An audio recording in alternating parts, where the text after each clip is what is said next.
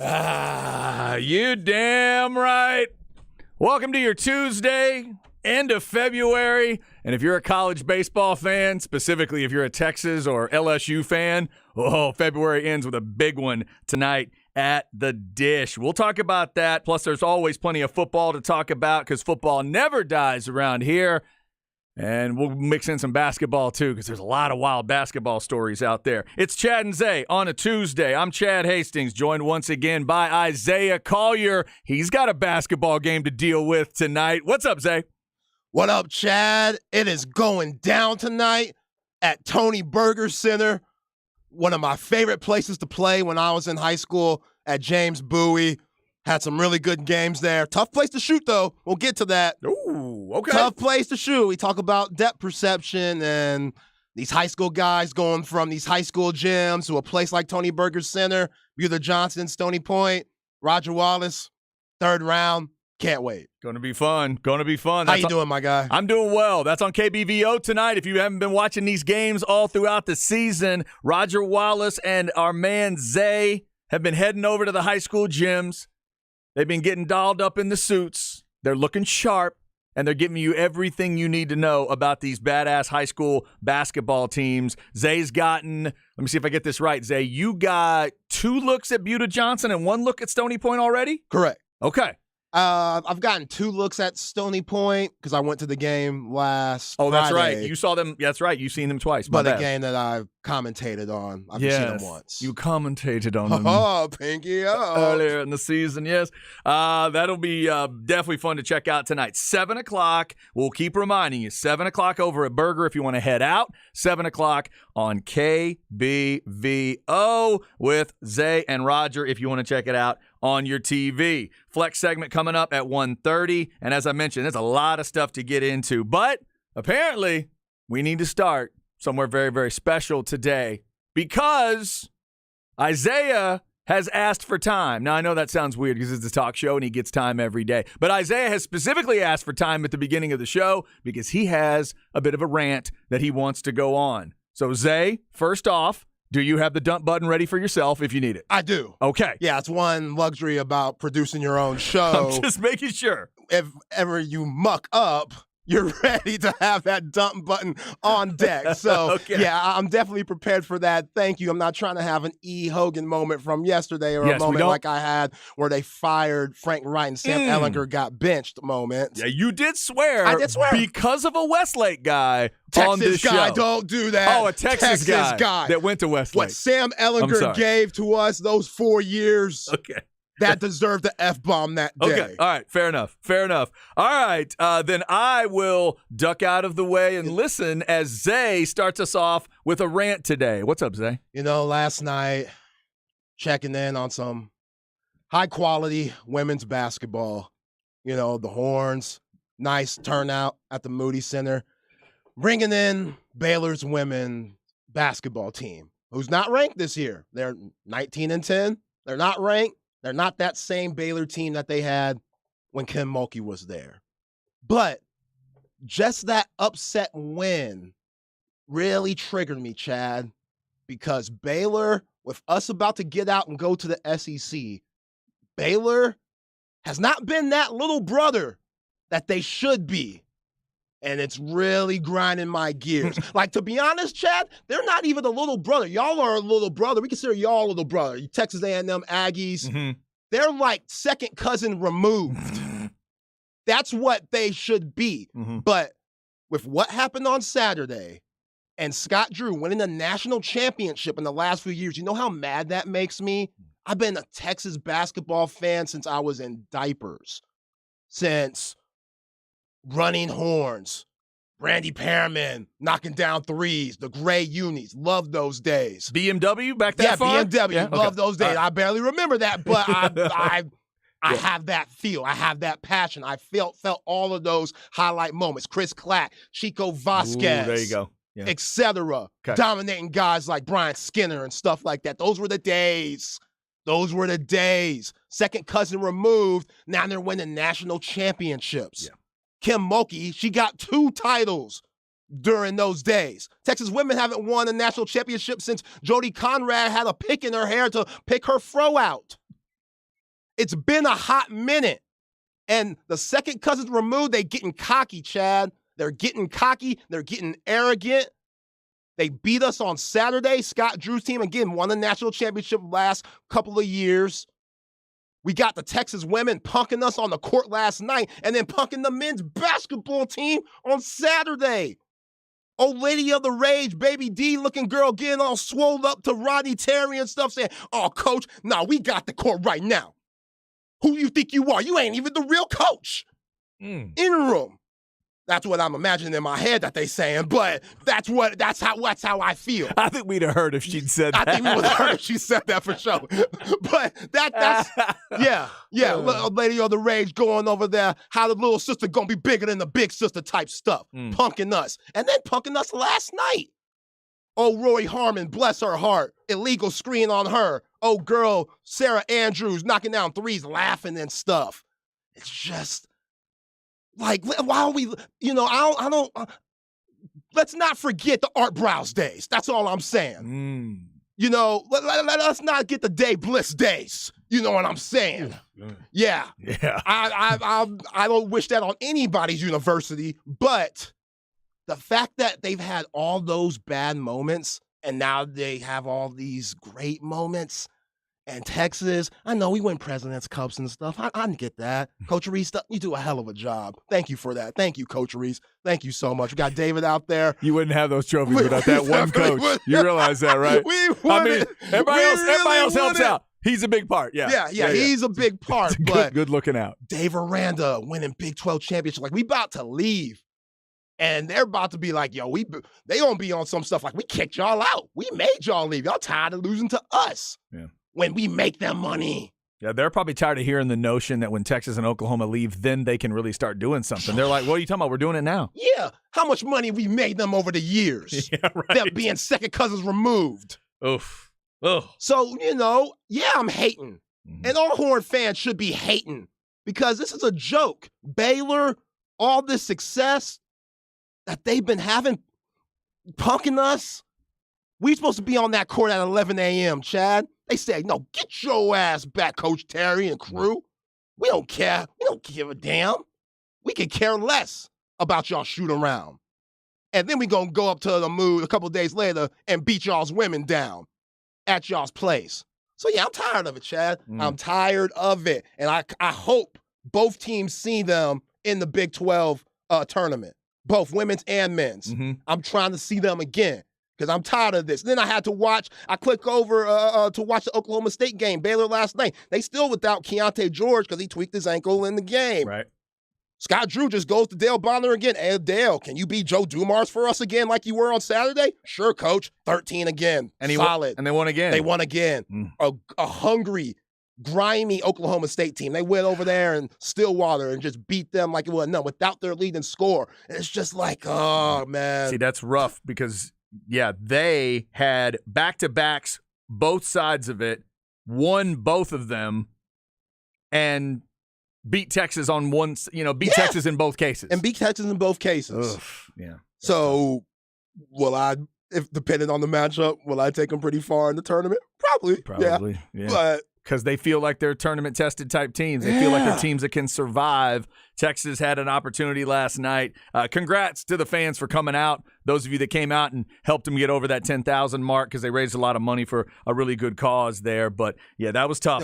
63-54 was the final last night. Sarah Andrews hit that three. Roy Harmon on the ground. She's laughing. Oof. I'm like, damn, it's like that. There's such an edge to Baylor. That's one of the reasons why, as a third party, I've told you, I'm going to miss it a little bit because what exists between you two, it's energetic. Like, it's got a soap opera nastiness to it. Yeah. And they right now are leaning into it hard. And they're getting obviously they got the better of the weekend.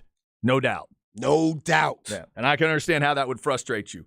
You are a Longhorn fan with those feelings about Baylor. For years and years, I was an Aggie fan with those feelings about Baylor. I've been disconnected from the Baylor thing for a long time now. I know. Ain't it nice? Yes. Yes. Ain't it nice? Haven't had to worry about that part. Hadn't had to worry about the Oklahoma part. Hadn't had to worry about some other things too. But, that was a rough night last night. So, Are you good? Do you feel like this has been cathartic for you? Yeah, it's just very therapeutic. Someone on the Specs text line, 337-3776, said, damn, Zay, deep breath before you have an issue. Yo, I'm not the only one, though. I know I'm not the only Texas fan that feels this way. Now, again, we don't take them too seriously because they're Baylor. But that's kind of a part of the problem. I think we should be taking them more seriously because go look at their list from David Randall winning Big 12 championships and Scott Drew winning national championships and what Kim Mulkey did during her era. Man. And Dylan DeSue and Dylan Mitchell, they were at the game last night. I bet you Coach Cullen went right over there and said, hey, y'all can have the court now. Oh, yeah. Y'all want the court now. Y'all can have it. Yeah, y'all can have it. It's all y'all's. That would have been a good line. That would have been a good line. That would have been a really good line. This says, and Baylor lost another player to an eye injury and then went on a 10-0 run. I mean, they're not wrong. They're not wrong. Someone says, Zay, love the takes. Maybe a little less of the Stephen A. yelling is what they're asking for. I don't think Zay think he went too far. He didn't go too far with that. Saying. No, he's good. Someone else says, and the hairline's right. I agree with you, Zay, with a big exclamation point. And then someone else, and then Nate sends us, hey, it's your own damn fault. And deep down, I think that's what Texas knows. It is their fault. Like, they got to deal with it. They've got to deal with that thing, and it's been a tough one. Hey, there was that run, remember, in women's basketball before Kim left.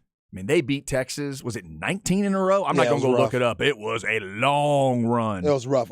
At the break, I'm going to go watch Bijan Robinson Baylor highlights when he went for 179 yards on 29 carries and 2 touchdowns. That'll make me feel. That would make you feel a little bit better. That'll make me feel a little bit better against Baylor. Yeah, that's totally fair. And the men's team we talked about going into the game on Saturday. What was it? The last time they'd swept Baylor in the regular season was like 13-14 season. It's been a minute. It's been a while. I understand that frustration. If you're a Longhorn fan and you have the similar frustration that Zay is going through, let us know today. Specs text line 337-3776. And now you do have me wishing. I got to go look at the way the bracket will break down, but I would love to see both of those. I want them both. I would love to see Texas and Baylor in everybody's in Kansas City, right? Yeah. Both of those matchups in Kansas City. Let the fans walk back and forth and go and see both games. That'd be fun. It was testy the whole game on Saturday. Like, there was an incident where Keontae George, before he twisted his ankle, and Sir'Jabari Rice, the refs had to step in front of them toward the sideline. Yeah. And then we had the Dale Bonner and Christian Bishop. They kind of shoved and got the double technical, and obviously what happened before the game with the women's team. So, yeah, I want them again. Hell yeah, for the third time. Yes. There is a lot of spice between those two teams. And you've got the same exact situation, by the way, in that they both split, if I'm not mistaken. We know the men split, right? Yes. And then I believe the women won in Waco. You're right. The women won in Waco. Yeah. Which was that was a big moment. I mean, I know a lot of Texas fans were so pumped about that since they had that run where they didn't beat them anywhere, much less Waco. But now both would have split and may get a chance at a third game to really settle the score. So, all right, there you go. There's the rant that starts. A little Texas Baylor rant, which also kind of feeds into a question I had today, Zay. Maybe this will lean you one way or the other, because tonight is Texas and LSU in baseball. Let's get it. It's very exciting. These two brands getting together in baseball, because this conference is about to get stupid in a couple different areas. Obviously, football is where everybody loves to focus, and that's fair. But this baseball conference is about to get nutty when you add Texas and Oklahoma to what the SEC already is. So I was looking at the schedule yesterday when I was double-checking my Aggies and whether they did indeed lose a series to Portland, which they did. Their schedule coming up has 3 hosting LSU, followed by the next SEC series is in Knoxville, followed by coming home to play Texas. Ooh. That's in their schedule at some point. So it's tough stuff. So I started thinking about the midweek games. Texas and Texas A&M preserved it. And shout out, rest in peace to the great Augie Garrido, because Augie and Rob Childress, who was the coach at the time at A&M, they both just thumbed their nose at everyone that told them to stop. And they said, nope, we're going to play. They tried to play a series, by the way, every year. But they said, okay, fine. You don't want us to do a series. We're going to play a game. We will play a midweek game. They kept it alive, and I'm so glad they did. But now they'll play a series again, Texas and Texas A&M. So Longhorn fans, if you have one midweek game per baseball season that you get to preserve, I'm asking you, do you want to play Baylor, Tech, or TCU every year? Alternate just like you've been doing with the Aggies. I don't think you should do all three because that might be silly. I'd love for you to. That might be asking a little bit much. Well, all three just Tuesday nighters? Correct. Why not? If you want to, you good for all of it?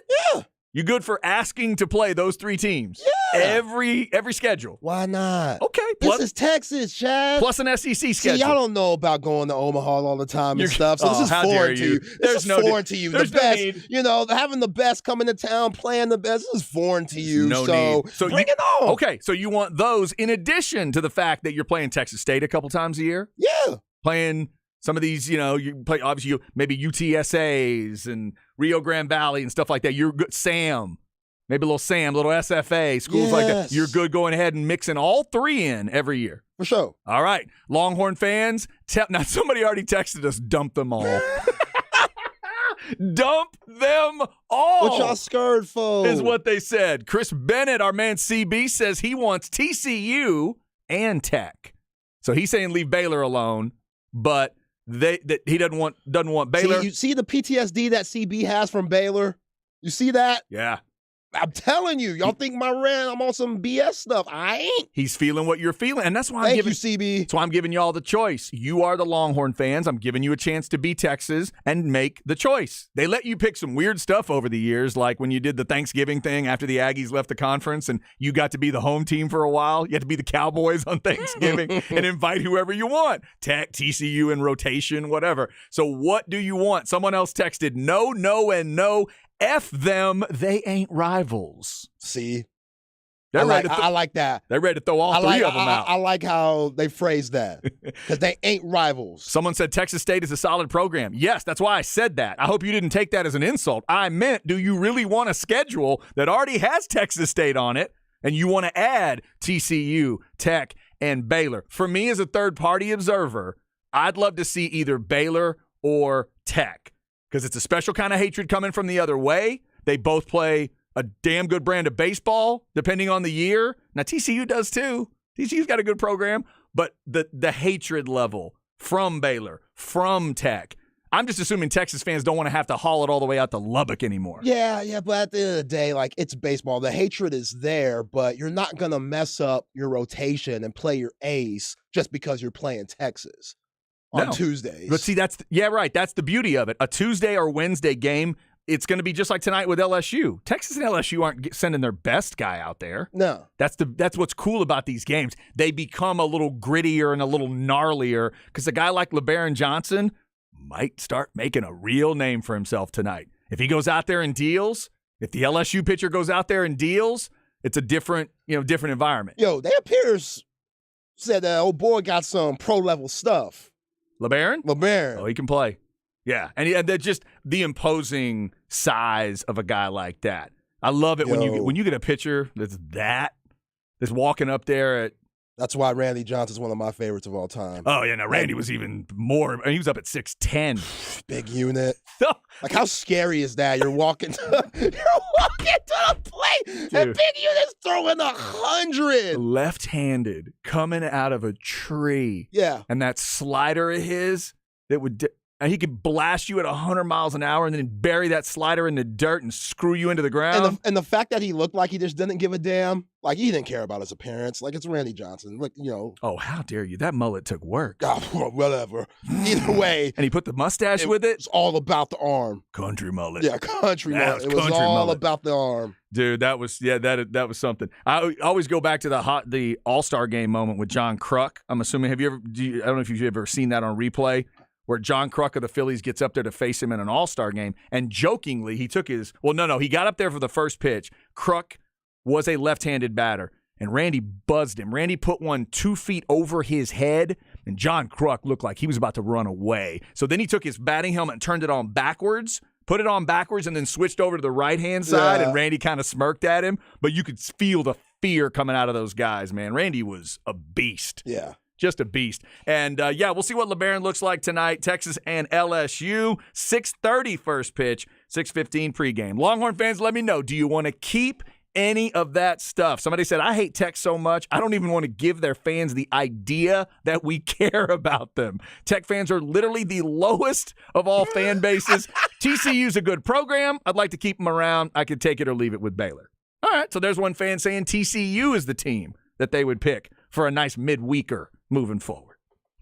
Let me know. TCU is usually the best out of those three, right? Tech and Baylor. Like, they've had more success over the years. I think overall, yeah, probably. Okay. Probably. I mean, they've all had good programs at times. Right. I respect all three of those, which is why I think it's an interesting question. You're not just talking about nobodies. These aren't also ran kind of college baseball teams. They've all been pretty solid. So which one, one's an easy trip up to Waco. That's another reason to me I would think about that instead of trucking it all the way out to Lubbock every other year if you're going to go to the game. So is it, and heading up to Fort Worth, not as big a deal, going up to Waco? Let me know what you think. What you mean? They could go, when they go to Lubbock, go to that gas station that you and Jeff Howe always rave about. Oh, right. Go to Allsup's. Yeah. Go get some of those Allsup's burritos that Jeff Howe likes to talk about. Let us know what you think. Specs text line 337-3776. We got a lot to get to today, including Bijan Robinson's decision to work out at the Combine.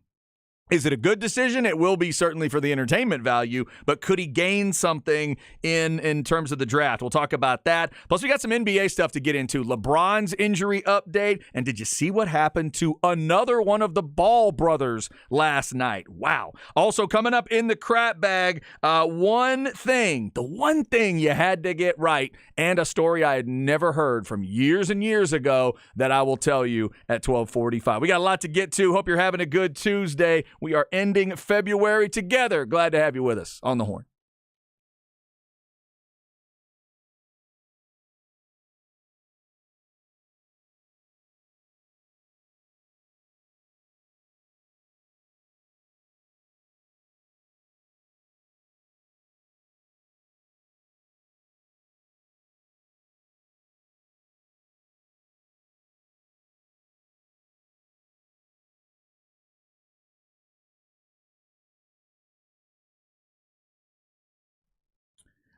All right, this is Chad. Let's talk a little sinus and snoring specialist. Hope you're breathing better, sleeping better, and feeling really good right now. I certainly wasn't exactly that in 2017 because I was snoring all the time. I had moderate obstructed sleep apnea. I knew I was keeping my wife up at times. If we were traveling like we did last weekend and my kid was like in the, a hotel room or anything like that, I knew she would be bothered by it as well. So I got it checked out, and Dr. Slaughter and sinus and snoring specialists did wonders for me back in 2017. They were able to get rid of that sleep apnea. They were able to get rid of my allergies for good. If you've got those issues, if you've got sinus infections that come up, sinus issues, sinus headaches, all that kind of stuff, it doesn't get better.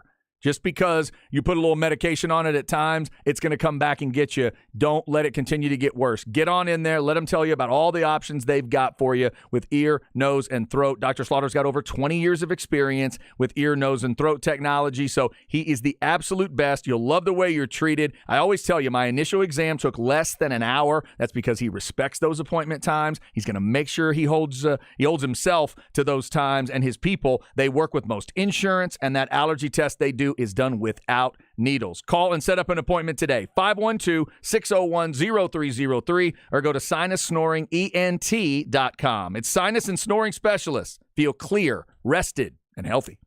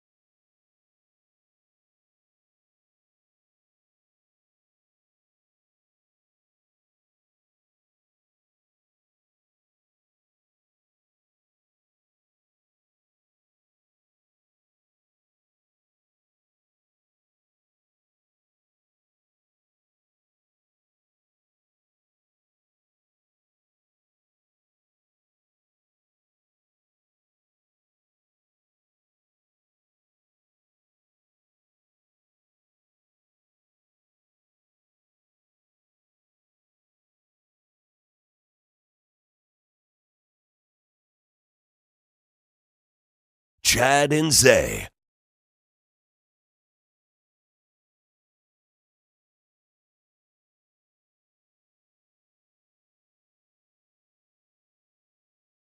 Uh-oh, we're getting ready to go.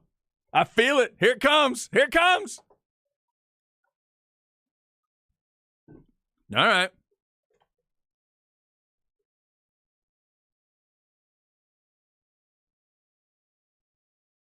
Wow. All right, so I dig the riff.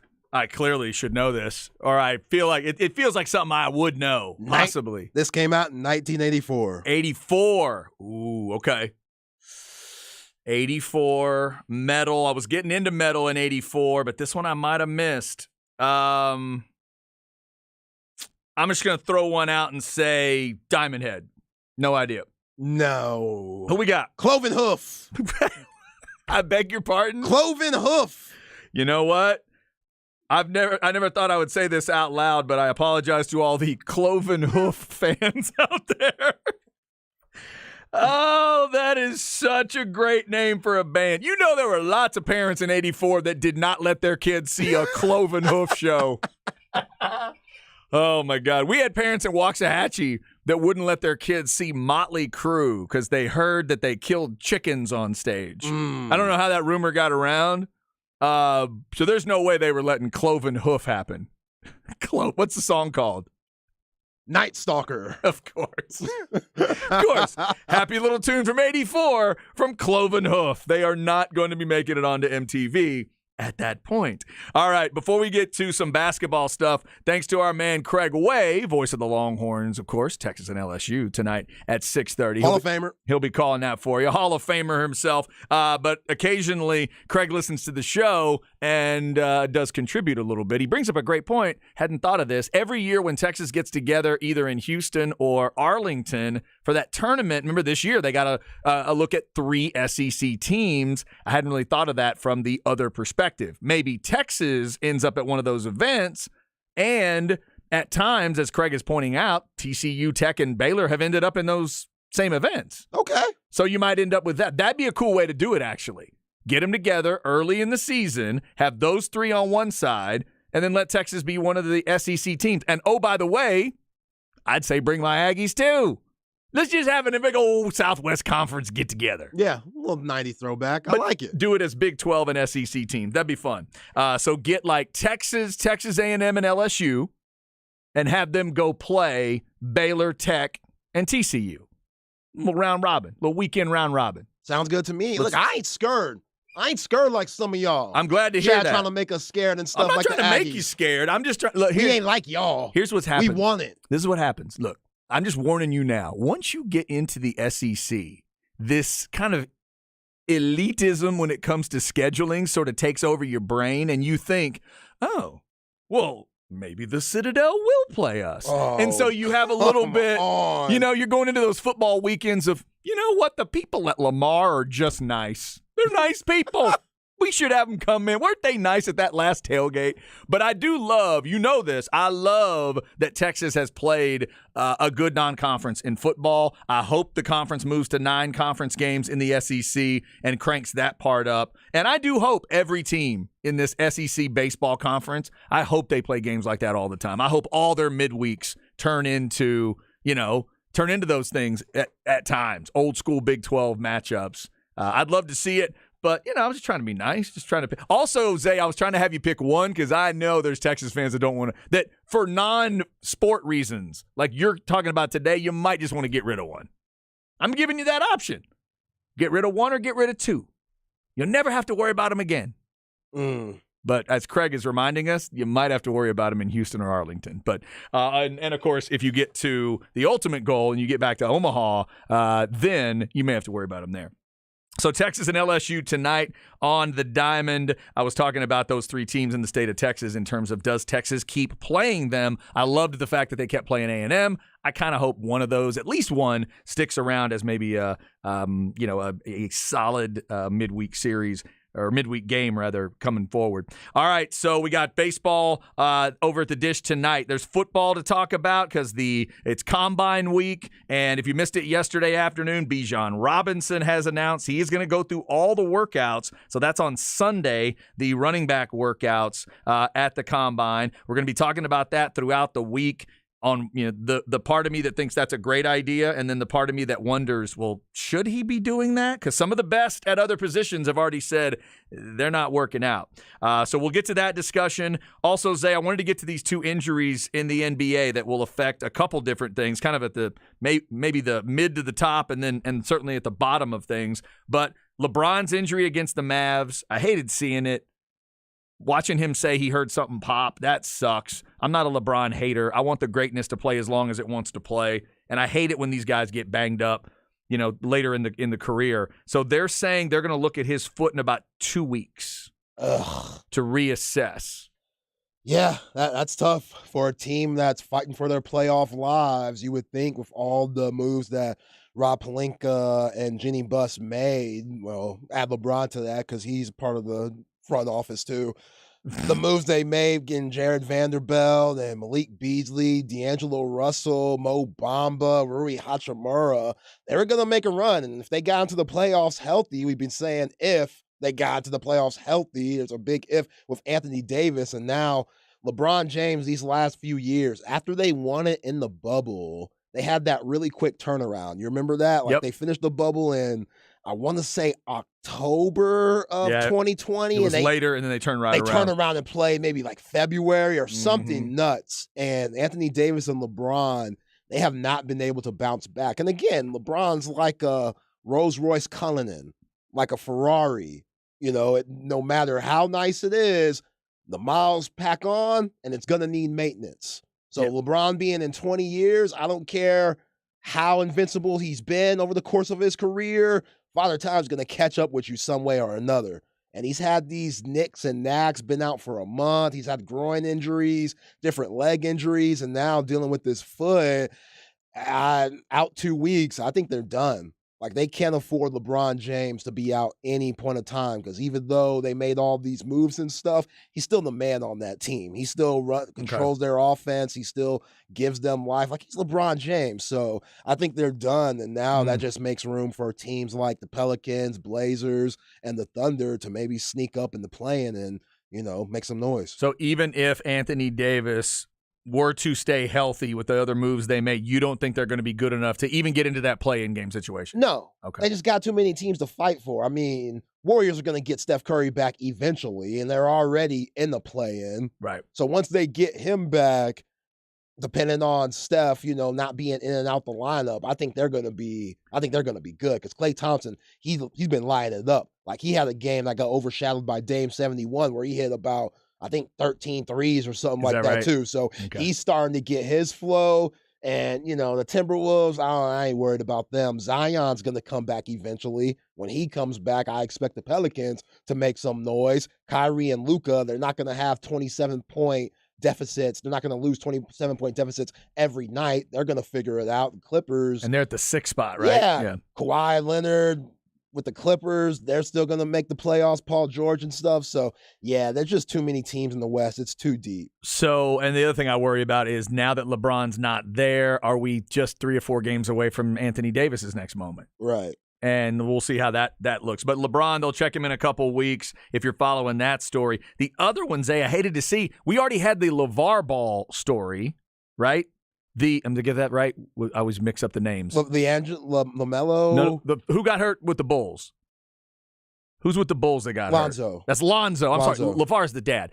Sorry. Lonzo, we had that story already where he had an injury and that they're looking at, I think his was like a foot or knee or something, and he was out for a while. But then last night, LaMelo gets hurt in a game, and this was broken ankle, correct? Yeah, fractured. So he is out for the rest of the year. What does this mean for you?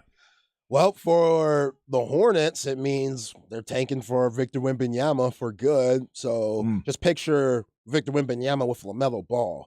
Like, that's a force to be reckoned with for the next decade or so. But with LaMelo getting injured and seeing Lonzo being out, you think about LeVar Ball and his history with his kids. We know, like, he literally picked his wife because he knew her being a volleyball player over 6 foot and him being a former football player over around 6'5" or something, they were going to have good genes. Like, that was his mindset. Yeah, that was the mindset. Like, our kids are going to have good genes and they're going to be professional athletes at whatever sport, they figure it out. And it became basketball at an early age. Like, we know LeVar Ball being that helicopter dad person he is and stuff, but it worked out. Obviously, you got 2 guys in the league, and if oh boy didn't steal when he was at UCLA, stealing China, maybe he'd be in the league too. But, he's an issue. You got to worry about him. Yeah.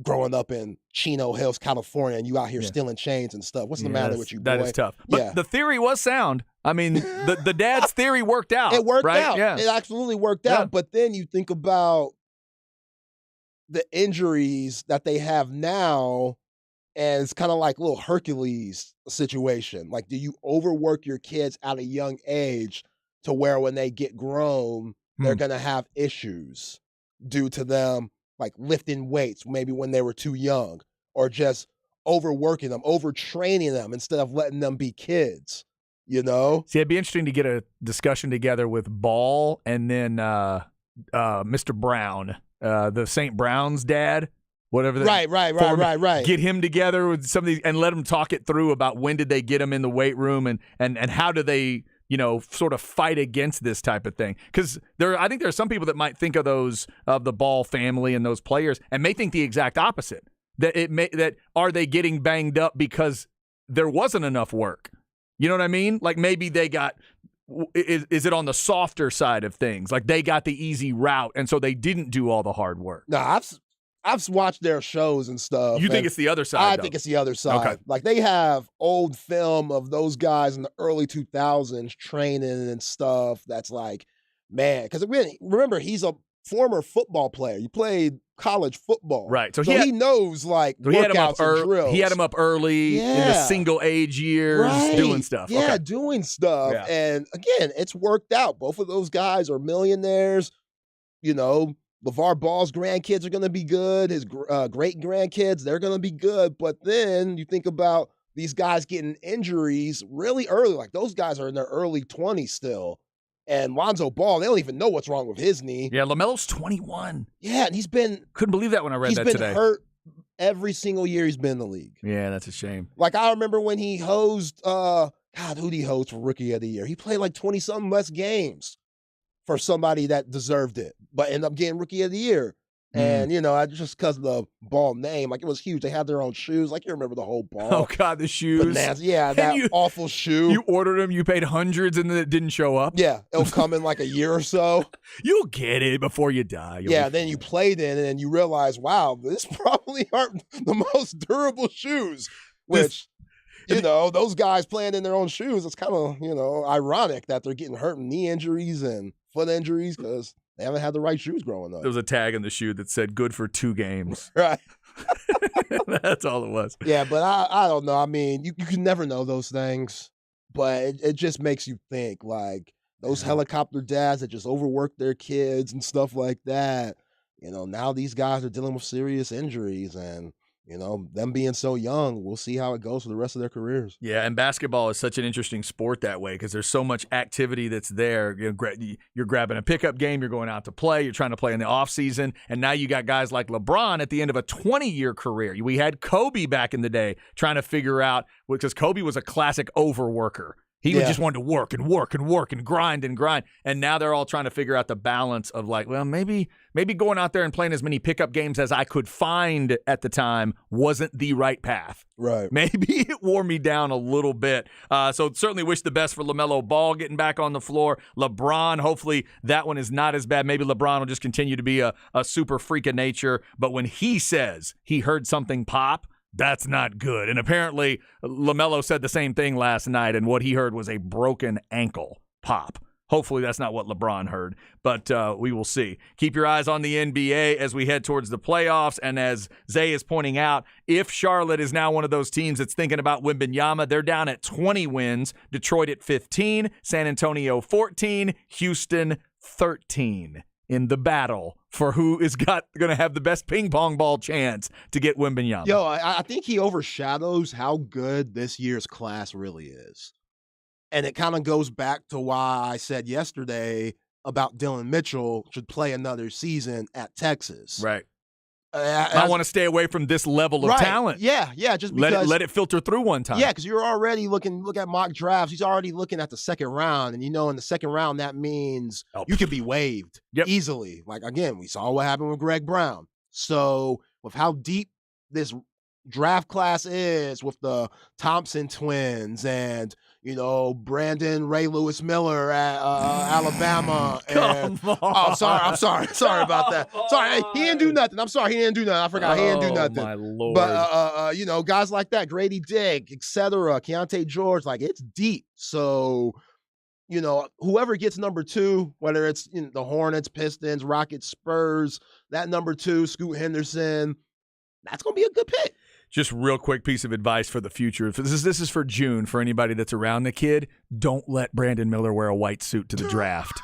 Just saying. Go look it up. Do some research. But just burn the clothes, Brandon. Don't let him do it. Burn the clothes. They'll never catch you then. Please don't let him do it. NFL talk coming at 1, including the Aaron Rodgers update. It sounds more and more like Aaron Rodgers might not be wearing that G on his hat anymore. We'll tell you why coming up. Next in the crab bag, I'll tell you the one thing that they had to get right, that they failed to get right, plus a story I had not heard about years and years and years ago. That's next on The Horn.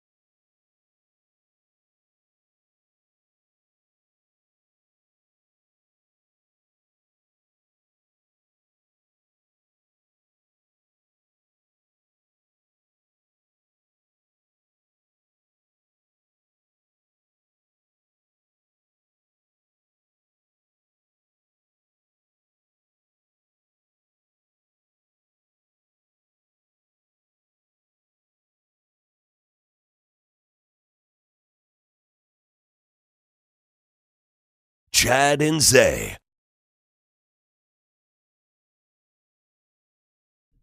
All right, getting started on a Tuesday, last day of February. Okay.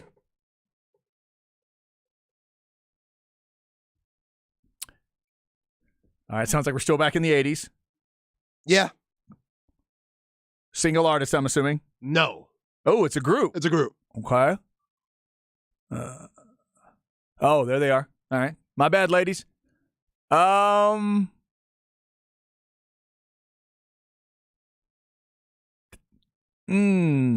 quite sound.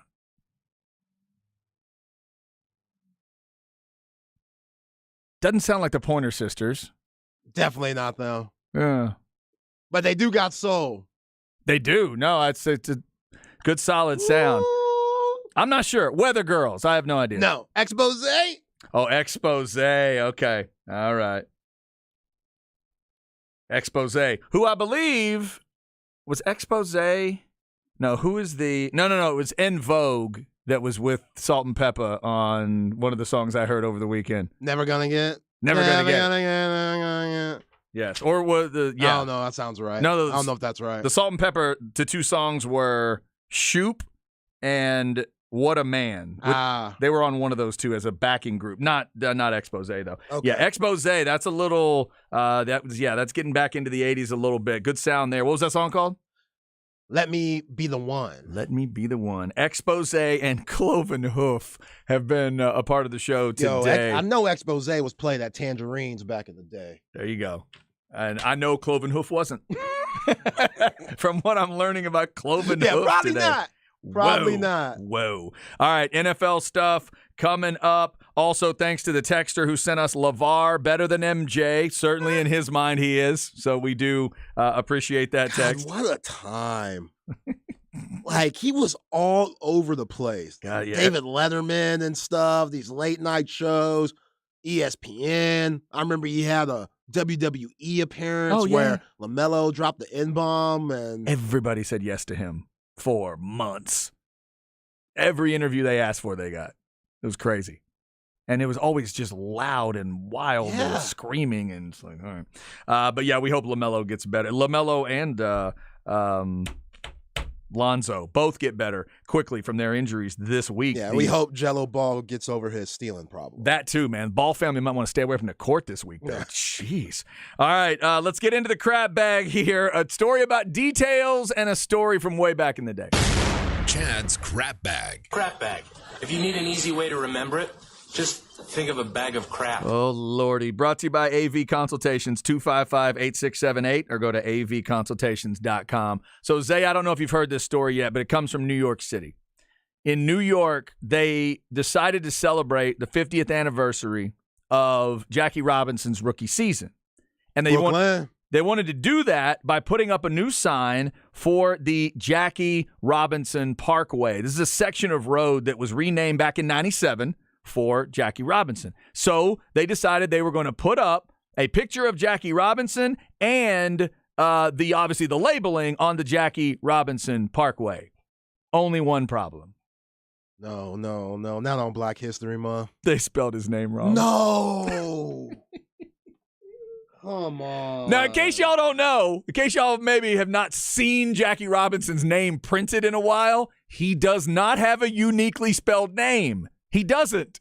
He's got Jackie spelled the way you'd think, and he's got Robinson spelled the way you'd think. But they spelled Jackie Jakie. They left the C totally out of the word, threw up the sign, threw up the picture, and somebody noticed it because everybody's got cameras now and let them know about it. They did replace it yesterday. You know, I'm all about forgiving folks, but on Black History Month, you might have to get canned. How do you... You might have to be fired for something like this. This is Jackie Robinson. How does it get to that point, and how many eyeballs are on it before that sign would be hung and left? Right? You got to get to the spot. There's only two things you need to know once you hang that sign up. Well, three. It's got to be straight. Obviously, it's got to be straight and safe. The picture needs to be of Jackie Robinson. If you're going to go with a picture, make sure it's a picture of Jackie. I'm glad it's not Willie Mays. Somebody else like, ain't there Willie Mays over there? Yeah, that would have been the other one, right? I think that's Satchel Paige. I'm not sure, but I think is that Derek Jeter? What is going on? No, they got that part right. The other thing that is critical is you spell the man's name correctly, and they didn't do that. So, yeah, I think you're probably right. Somebody needs to at least a demotion, a discussion about you don't get to be our quality control person anymore. You go sit at this desk, and we will let you know when we need you. That couldn't be more disrespectful. This is Jackie Robinson. What he's done for baseball. Right. Not just for black athletes, just all of baseball, all of sports. And they life. Yeah, all of life. And they renamed it in 97. That means you've gone that long respecting it enough that that's what the road is called. It's been named the Jackie Robinson Parkway this long, meaning you would have seen it as you're replacing it, right? There's not just one sign. That is trash. It's a parkway. They put multiple signs on those things. That means you would have seen that. Hey, man, I'm going to hit it. Remember, you hit the Robinson Parkway and you go whatever. Remember, you hit the Jackie Robinson and you go over here. You kind of need to know how to spell that word. See, this is why we should let Jay-Z handle everything that goes on in Brooklyn. This is why. When people ask, man, Jay-Z's a part of a lot because they messed stuff up. You think Hova would have gotten that right? Oh, Hova definitely would have got that right. I agree. So shout out to the memory of the great Jackie Robinson. And Jackie, they have now gotten your name spelled right and gotten that sign replaced. I'm sure that didn't cost anything to get that sign replaced. Not at all. The other quick story I had, for those of you that are pro wrestling fans like me, if you haven't checked out the A&E series, the biography series, it is back now. We've already had in this run NWO, and this last weekend was Jake the Snake Roberts. Next week is China. Yes, sir. Dusty Rhodes is getting his own episode. And then I can't remember what the last one is. I think there's 5 in this season. So I'm really looking forward to the China one this week. I know you are as well, Zay. That was your era watching wrestling, right? Yeah, Attitude Era. That's my ish. China, absolute legend. Remember her, the DX gang, Shawn Michaels and Triple H having her as a bodyguard now. Yeah. I didn't see X-Pac in the previews for obvious reasons. Yeah, that's going to be – he's been interesting because there have been – the one they did – I think Dark Side of the Ring did one on China, and he talked about – he was on that one? I think he was on that one. That's an interesting – obviously a dynamic of do you want to have him talking about her and how he fits into the story. Her story is very very sad in a lot of places. But that's coming up this week. But here's a story I got out of the Jake the Snake Roberts that I'd never heard. And I've always loved Jake, and there's a famous moment where Jake has a match with Ricky the Dragon Steamboat. By the way, Ricky is 70 years old today. Happy birthday to Ricky Steamboat. One of my favorite pro wrestlers as a kid. He and Flair had a couple matches that are legendary. And, of course, Steamboat and Savage, legendary, WrestleMania 3. This was maybe a WrestleMania, or maybe it was a different show. Y'all can maybe a Saturday night's main event, something like that. And Jake the Snake Roberts famously DDT'd Ricky Steamboat on a concrete floor. Oh, my God. The sound of it is horrifying. Over the years, I just had never heard the details of it. And they tell it in this story. You get both sides of it. Jake told them, I'm not doing it because it will kill him. Ricky Steamboat went to Jake and said, we need to do this. I know how to protect myself. It'll be fine. He does it. It ended up creating like the subdural hematoma thing on his head. They got him back in the ring, and he covers him and puts the snake on him and does the whole thing. Ricky's head like swells up.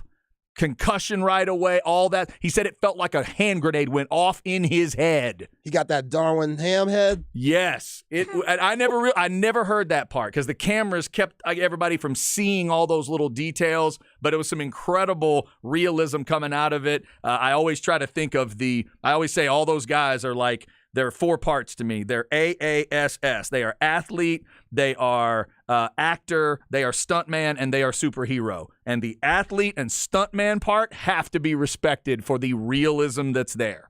And watching that moment years and years and years later, I always cringe because I think, God, that sounded real. Man, that sounded real. Right. And I officially found out yesterday watching that, it was actually real, and Ricky Steamboat damn near died from it. I tweaked my neck 2 weeks ago from sleeping wrong. Right. Like the neck pillow couldn't be a better thing for me right now. And just thinking about getting DDT'd on concrete. Right. Serious? It wasn't even that padding they had later. This was flat out concrete. Crazy stuff. A&E's got that series for you, and they hit every Sunday night if you want to check it out. All right, there's a crap bag for you. Make sure you get those names spelled right. 1 o'clock hours coming up. The Aaron Rodgers update. The Green Bay Packers GM said something that's probably going to mean Aaron Rodgers isn't a Packer anymore. We'll tell you what that is. Plus, we'll talk combine. Bijan's working out. But should he? We'll talk about it on the Horn.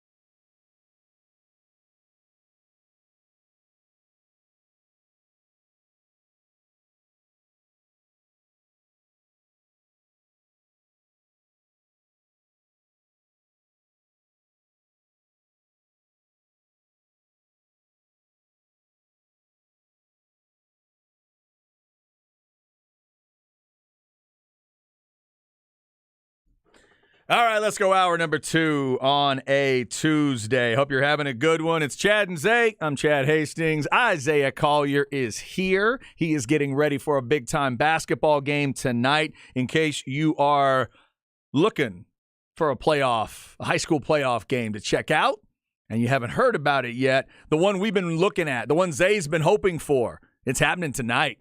It is Buda Johnson and Stony Point. They're doing it over at Burger Center. Get out there at 7 o'clock if you want to see it live. If you can't and you want to see it on TV, our man Zay's got you covered. Zay and Roger Wallace on KBVO. Shout out to KBVO for doing the great work this season, not only with the football games, but also getting you some high school basketball. So tonight, that matchup is happening at 7. Zay will get you more on that coming up in the Flex segment. We've also talked about the big baseball matchup tonight at the Dish. It's going to look pretty damn cool when those two logos get together. Texas and LSU on a baseball diamond. We should also tell you, as a preview, how about this? Coming up at 4:30 today, our man Mike Harge is going into the baseball Rolodex, and Ben McDonald, the LSU star from back in the day, broadcaster, college baseball analyst. You've heard Ben. Once you hear that voice, you'll know who we're talking about. Ben McDonald, he's going to join him at 4:30 to get you a little Texas LSU preview this afternoon. So stay tuned for all that. The game is at 6:30,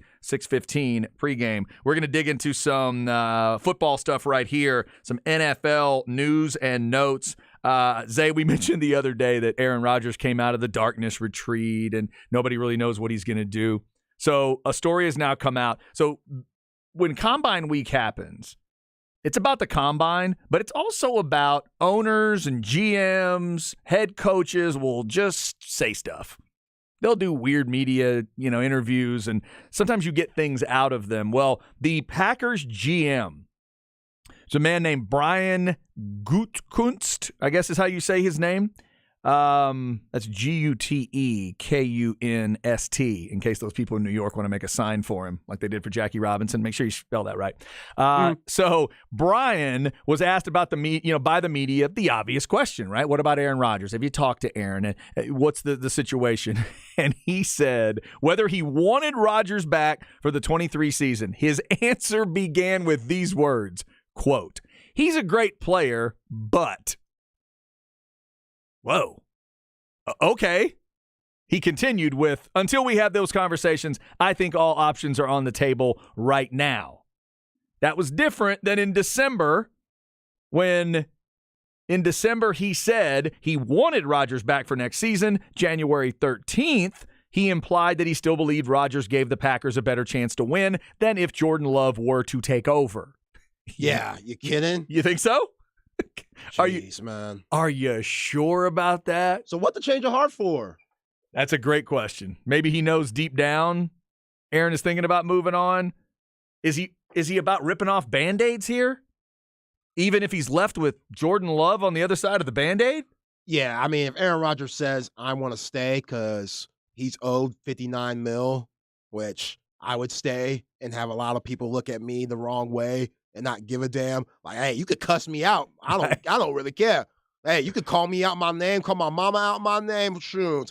I'll send her a couple $100 bills, say, "Mama, wipe your tears with them." Yeah, exactly. Like, that's he don't care, but it's just, the toxic energy that Aaron Rodgers could bring. We saw it with Big Mike, where he was rumored to be not running plays. Like, Big Mike would call a play out there, and Aaron Rodgers, he would just overrule that, or he'll like throw the ball on the ground or just do some petty stuff. I was going to say there were two steps, because that second step to me is even worse. If he really did look at the play, he'd snap the ball. Yeah. Look at the play and then just dump it in the seats. Like throw it to a random woman that's sitting second row. Yeah. 4-time MVP doing stuff like that. So right. That's how do you trade him with the contract that I just said that he's owed $59 million? Who wants to take that on, knowing that he's at the end of his career, whether as good as he is? Who wants to take that on? And plus, each and every year, he has to go in a little dungeon or in a little place for about 4 days so he can realize, do I want to play football again? Yeah. And we know that he always has the celebrity girlfriend that he has for about 6 months or 7 months. That could be a distraction. There's just so many layers with Aaron Rodgers, so much luggage that is he really worth it? But if you're the Green Bay Packers, you're kind of at his mercy. They are. I'd forgotten this. He signed that $150 million extension this past March. It has not been that long. So, the idea, and like you said, nearly $60 million in guaranteed money. But here's the argument I'd make on the other side for why they need to really consider this. Take a breath and realize it's Aaron Rodgers. One, he didn't wake up as the weird guy yesterday. Y'all been dealing with this for a while. But also, y'all, Green Bay, you have a unique situation that can cover up a lot of what you just talked about, Zay. They are the down-home, out-of-the-way, not big media market. We're owned by our fans team. They've got that historic quality to them. That Packers logo can cover a lot of stuff. For sure. At the end of the day, no matter how much ayahuasca or random chemicals are in his body and how weird he is on the Pat McAfee show, when he throws that helmet on and plays in that stadium, it still has a feel of, okay, this is badass NFL football here. These are the Green Bay Packers, after all. So I wonder if they could ultimately decide this is what needs. It was a 2-year. The thought was it was a 2-year deal last year, right? Yeah. For last year and this year. Let him finish out. Let him wear your helmet one more time. What is the problem here? But you bring up the good point. If they decide to go the other way, how much of that guaranteed money would the Jets, that's the one team that's being mentioned, or somebody else have to take on? That's the other part of the issue here. So that GM may need to back off a little bit. Look, they've already insulted Aaron Rodgers. I don't know if they could do it any more than that. Aaron took the drafting of Love as an insult, and then he went and won an MVP to stick it in their face. He's looked at that as a big chip on the shoulder moment anyway. Yeah. I don't really think going off into the Oregon snow dungeon is going to make him come back and all of a sudden be a different guy or look at them in a different way. So, I'd still say they've got a little bit of an inside track, but I'll tell you what I enjoyed seeing today, Zay, because I've been through it on a personal level. Watching Mike Greenberg on ESPN today, who's a Jets fan, watching him start to really understand that this could happen was fascinating because he looked like a little kid. He looked like a child, just like I looked as a Bucs fan who had just gotten done with Jameis Winston and realized, wait, what? Tom Brady's going to wear that uniform and throw the ball for a team I care about? Yo, the NFL Jets, they were right there in the playoff mix the whole season with a lot of young guys and a lot of sorry but scrubs at quarterback. Zach Wilson, I don't give a damn if he's the number 2 pick. He's a scrub at this point. Mike White, scrub. Dude. Joe Flacco, Super Bowl winning quarterback, this point of his career, scrub. Don't you wish, if this happens and he ends up as a Jet, don't you wish you could talk to Garrett Wilson after the first day he gets to catch passes from Rodgers? Yo, when you have Garrett Wilson. Oh, my God. Yo, Garrett Wilson, all he's seen is elite quarterbacks from Hudson Card to Justin Fields, and now he has to deal with that. Right. So, that's a big difference. But for those guys you just mentioned, to take it up to an Aaron Rodgers level? That's what I'm saying. The first time he runs, hey, man, go run a 15-yard out. I'll show you why I'm Aaron Rodgers. And then it's like, oh, okay. Yeah, on the money. This is awesome. Away from the defenders so I don't get hit like crazy. Yeah. Now I can catch and run and do what I do best. I mean, guys like Sauce Gardner, Breece Hall before he got hurt. We just mentioned Garrett Wilson. Their team, they got Quentin Williams. I feel like they have to pay him.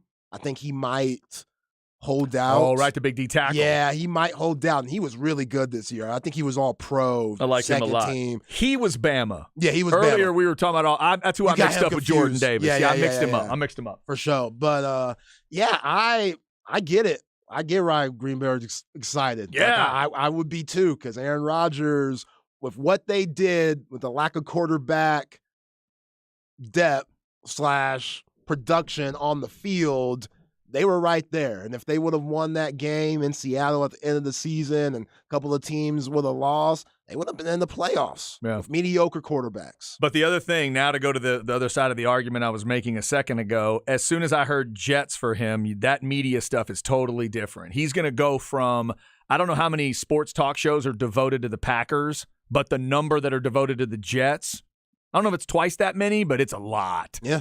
All those different questions, a larger group of people that will stand around him and ask questions that he thinks he's above. and that he will answer in that snooty Aaron Rodgers way at times, does that get him into any kind of trouble? But from the football standpoint, that could be interesting. And on a personal note, I would like to say on behalf of Cowboys fans, Bucks fans, and everybody in the NFC, get him out.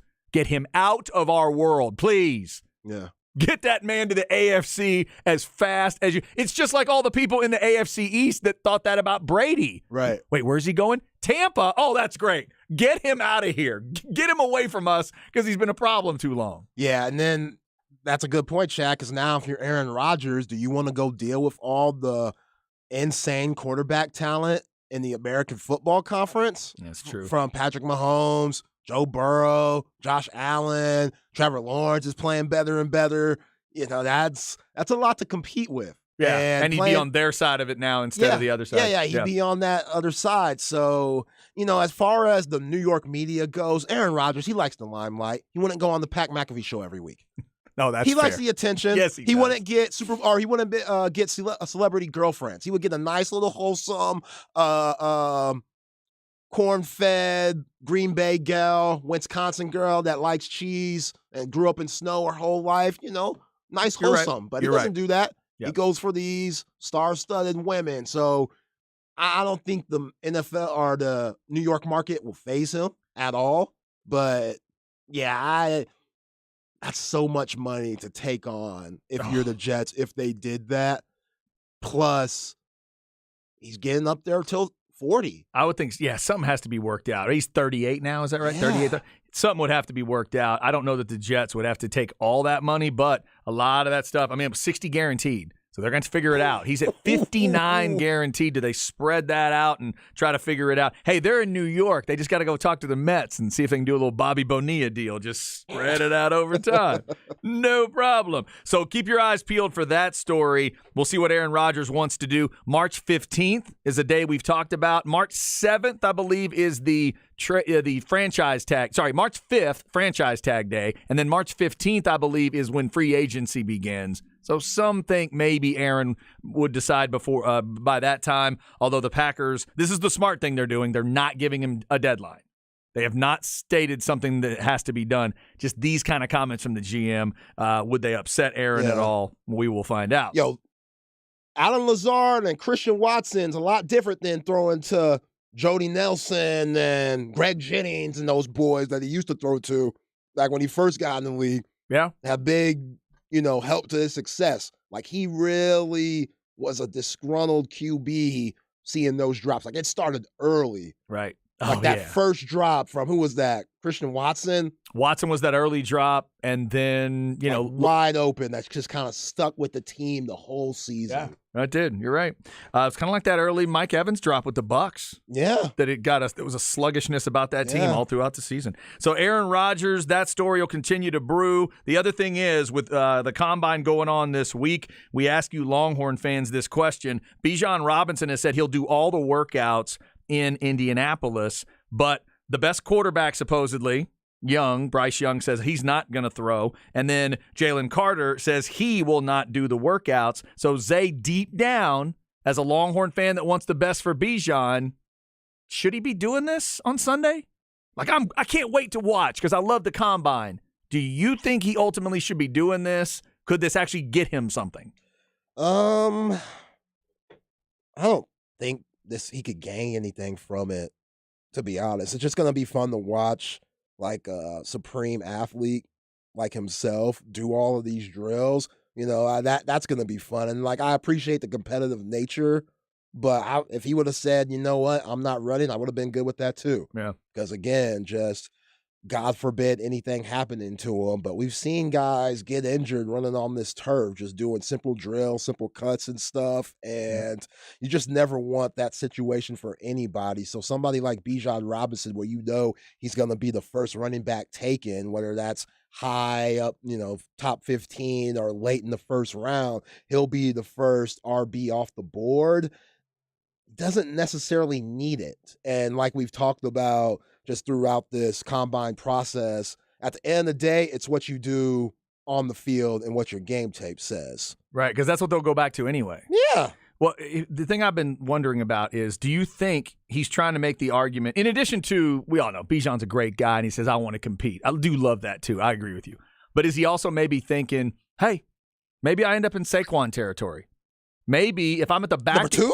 Maybe if I'm at the back end of the first round now, could I get myself higher up into the conversation? If I go super freaky in Indy, do I force a team earlier in the draft to consider me? Maybe it's not as early as Saquon, but maybe it is more to that spot. I think if the Giants didn't have some decisions to make with Saquon and Daniel Jones this year, maybe. But I think all 31 other teams in the NFL are looking at that. And they wouldn't they're do it. like, nah, we don't want to get put in that scenario 5 years later whenever that second contract comes up for Bijan, if we have, a quarterback situation. Because now all that momentum that the Giants were building with Brian Daboll, that might be for nothing. Like, you think that, oh, man, we could be doing something. We beat the Minnesota Vikings. We lost to the NFC champion, the Eagles, which everybody thought we were going to lose anyway. But just like we heard Stephen Jones yesterday, a lot of Giants fans might think they're a click away. Oh, good grief. But now, what are you going to do with Saquon? What are you going to do with Daniel Jones? Right. If Saquon's gone, then they're going to click off their TVs a little bit, too. That's going to be the one click. By the way, somebody texted, my biggest fear is the Cowboys passing on Bijan, and he gets drafted by the Eagles. I won't tell you it's that, but here's Mel Kiper's latest mock draft. Zay, what if this happened? 26, Cowboys. He's got him taking Dalton Kincaid, the tight end from Utah, and one pick later, Bijan goes to Buffalo. What would you do? First of all, I like my man from Georgia more than Kincaid. Yes, and you brought him up, Darnell Robinson. He's got 6'7", 270. Come on, you can't pass him up over old boy. He's got him going 29th, so he would have been available too. He would have been available at tight end. Bijan would have been available, and they take the Utah guy. Steven and Jerry, no, if you're going to not pick Bijan Robinson for a tight end, at least get the tight end right. At least get it right, because I know old boy Mayer from Notre Dame, he probably going to be gone. Obviously, they don't have confidence in Hendershot or Ferguson. We know they're going to let Dalton Schultz walk. Mm-hmm. Yeah. So why not get the guy who just won a national championship that's 270, jumping over guys? Y'all remember that tape from Oregon, first game of the year? He hurdled a dude. And he doesn't have no heavy wear and tear either. No. Because of Bowers. If he goes crazy in the combine this week, he might not even be on the board for the Cowboys to select him. Dude. If he does some crazy Vernon Davis type stuff. He's sick. Mel calls him 6'7", 250, but I'm with you. I heard during the season it was more like 6'7", 265, 270. He might have lost weight since then. He might have. How many reps on the bench is that dude going to do? It's going to be silly. Don't pass him up. Don't get cute, Jerry and Steven. Don't get cute. That's an interesting thing to keep in mind. That's a name I'd forgotten about. I'm glad you brought him up, though, Zay. Darnell Washington. If you love the tight end position, where does he fit in? You could call him raw and untested because of Bowers and that offense, but go back to watch. It was only 45 catches, 3 touchdowns in 3 seasons is what Mel is pointing out here. And that's a great thing to bring up. We're talking late first round here. Late first round. You're not talking about taking him where Michael Mayer gets taken is looking like top 15. He's not that. But at the back end of the first round, if you could get a guy that could develop into an unstoppable 6'7", 250, 260 force, wouldn't you do that? I'm with you. And but I'm also well known for I'm all about measurables, and I'd be the worst GM ever because I would just take all the freaks. I'd go to the combine and I'd take all the dudes that are throwing verts out there. But Chad, he had 3 tackles in an 8-game span. But his broad jump, Zay. Did you see the broad jump? I can't stop talking about what was my man's name in Dallas? Jones, the DB. Oh, what was that cat? Went to UConn. He went to the Dolphins after the Cowboys, and he's long gone now. You know what I'm talking about. His last name is Jones. Curtis Jones. Byron Jones. Byron Jones. Thank you. Byron Jones still has the record for the longest broad jump in the history of the combine. I still get excited when I watch it. I still make noises out loud when I watch. It was like 12-3. It was the most amazing thing I've ever seen. I would have drafted him the next day and given him way too much money. I admit that.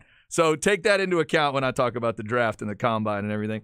All right, there's some NFL stuff for you. Up next, your Flex 30 segment. Zay will be there tonight at Burger when Stony Point takes on Buda Johnson. Winner advances. Loser will be washing the jerseys and shorts for the last time this season. Zay will give you a breakdown coming up on the Horn.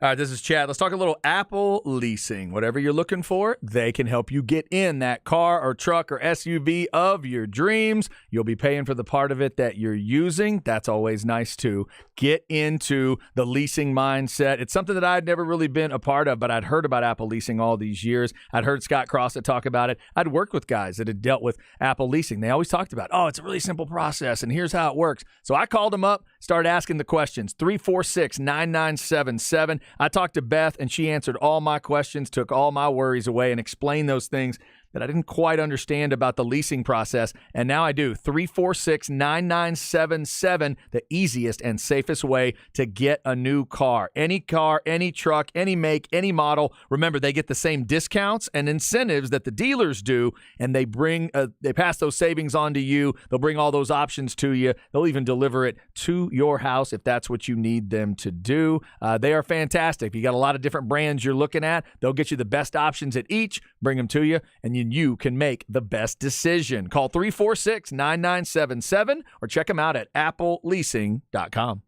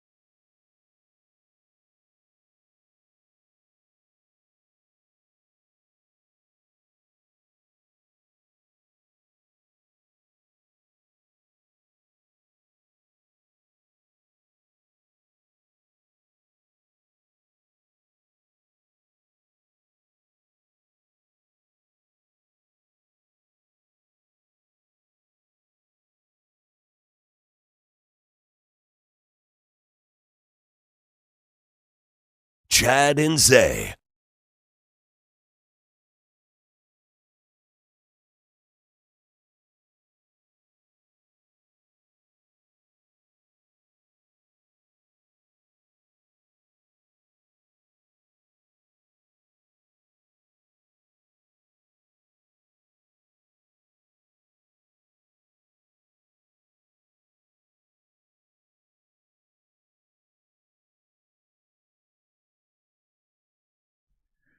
First off, this sounds like it should be in the next Creed movie. It has a very Rocky, like a Rocky montage vibe to it. I like it. I feel like I need to know this. This feels like a big name. Is it a big name? Yeah. No. It's a big song. Oh, right. Okay, now we're there. We're at Fame. So this is Irene Cara? There we go. There we go. There we go. Oh, and she was so pretty back in the day. I'm sure she still is, but man, fantastic. Fantastic. When you could wear those leg warmers and still look good in the 80s, you knew you were good looking. Yeah, what's Fame about? But a Dance movie? A dance school, I think. I think that's right. Okay. I've never seen Fame. I didn't see the movie. I didn't see the show because there were both. But y'all correct me if I'm wrong. I think it was about a dancing school in New York. I mean, he has the yeah. great Bucky Godbolt. That's right up his alley. You think he was a Fame guy? Oh, yeah. Yeah, probably. This is a guy that's seen all 3 Magic Mikes, I think. That's true. Did he see the new one? Have we gotten the review I don't yet? think he's seen the new one, but he's trying to. I tried to get my wife to go see this movie. She had no interest. I'm like, it's that should make you feel good. I guess, but I was like, I figured I would try to give her a gift. You get to look at Channing Tatum dancing sexy for like an hour and a half. Right. I get to look at, who is it? Selma Hayek? Selma Hayek. For an hour and a half, dancing, looking sexy. She wasn't interested. Okay. So we're gonna go see Cocaine Bear instead. Gotta know who you're married to. And when my wife answers that question, she's like, wait, a sexy dancing movie or a bear on cocaine kills people? Well, you know where I'm going. Let's go to the bear. That's my wife. That's dope. Yep. I respect it. She wants the gore. She wants the blood. And we have the neighbor of ours, or excuse me, the friend of ours, who's my buddy's kid is into watching some of the scary movies too, but his mother refuses to take him, so he might have to go with us. We might have to chaperone him to Cocaine Bear. So it's Cocaine Bear. It's not horror. It's not comedy. Is it action, drama? I think it's kind of all those ingredients. Okay. Because Elizabeth Banks is the one that directs it. Love so her. I think there's a comedic element, but I'm sure there's some blood.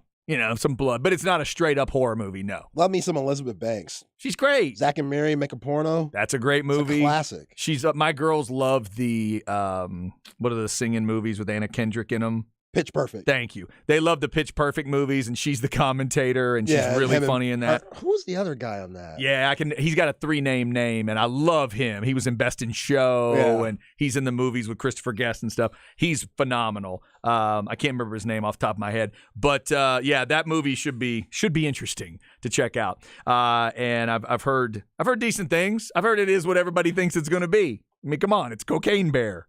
You kind of know. It's like when you watch one of those Sharknadoes, you know what you're getting into. So we'll get you that review when it happens. Also in the 2 o'clock hour, we'll get into this Deion Sanders comment. Did you hear what Deion had to say about recruiting and his theories on recruiting? We'll get into that, see what you think, get our thoughts on it as well. A lot of honesty from Deion, but was it too honest? We'll get to that in the 2 o'clock hour. Right now, let's get you that flex segment, and we'll have Zay break this game down a little bit more. It is a battle for to get to the 4th round of the boys' state basketball playoffs. Let's go. Flex ATX for the best high school sports coverage. Listen to the Horn and go to FLXATX.com. Flex 30 is brought to you by Brain Vault. Brain Vault is a revolutionary and patented mouthguard that has been proven to help reduce the risk of concussion. Visit BrainVault.com and join the movement. All right, Zay, you've seen both of these teams play live a couple times. You get to see them clash tonight at Burger. Again, this is on KBVO at 7 o'clock. If you can't get out there, if you want to get out there, 7 o'clock, Burger is going to be rocking. Stony Point, Buda Johnson. What do we need to know? Man, a really, really good basketball team's going to go home tonight. Both teams have over 30 wins this season, which is insane. Buda Johnson, 30 wins, 4 losses. Stony Point, 31 wins, 1 loss. And, you know, when you play at Burger, I mentioned it earlier when we first started the show, Chad, when you come from these high school gyms and you play at these little, you know, Burger, what's considered like as an arena type, especially if you're coming from high school. It's not obviously not like the Mood, but bigger. It's a lot bigger, and you're kind of in a pit where everybody's looking down on you because the stands are above. Okay, they're probably like 15 feet above the actual court, so it's like a stage. Okay, and the depth perception as a shooter, it could be, you could be a little off. I've had really good games at Burger. I've had bad games at Burger. When it goes bad, is it too strong or too weak? Like too strong. You end up you back rim everything. Yes. Okay. Like a wing shot on the wing. I shot those almost over the rim every time. You're airballing far side? Because like there's a tunnel. There's like 4 tunnels to get down there.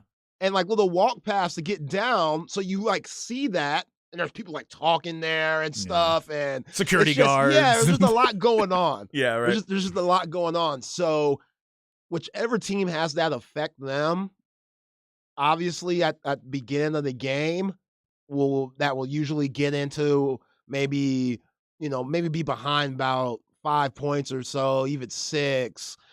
That team might have difficulty coming back. I think the team that jumps on whoever first is going to get the upper hand just because both teams like to shoot threes. Both teams have bigs that once they get the rebound, they bring the ball up.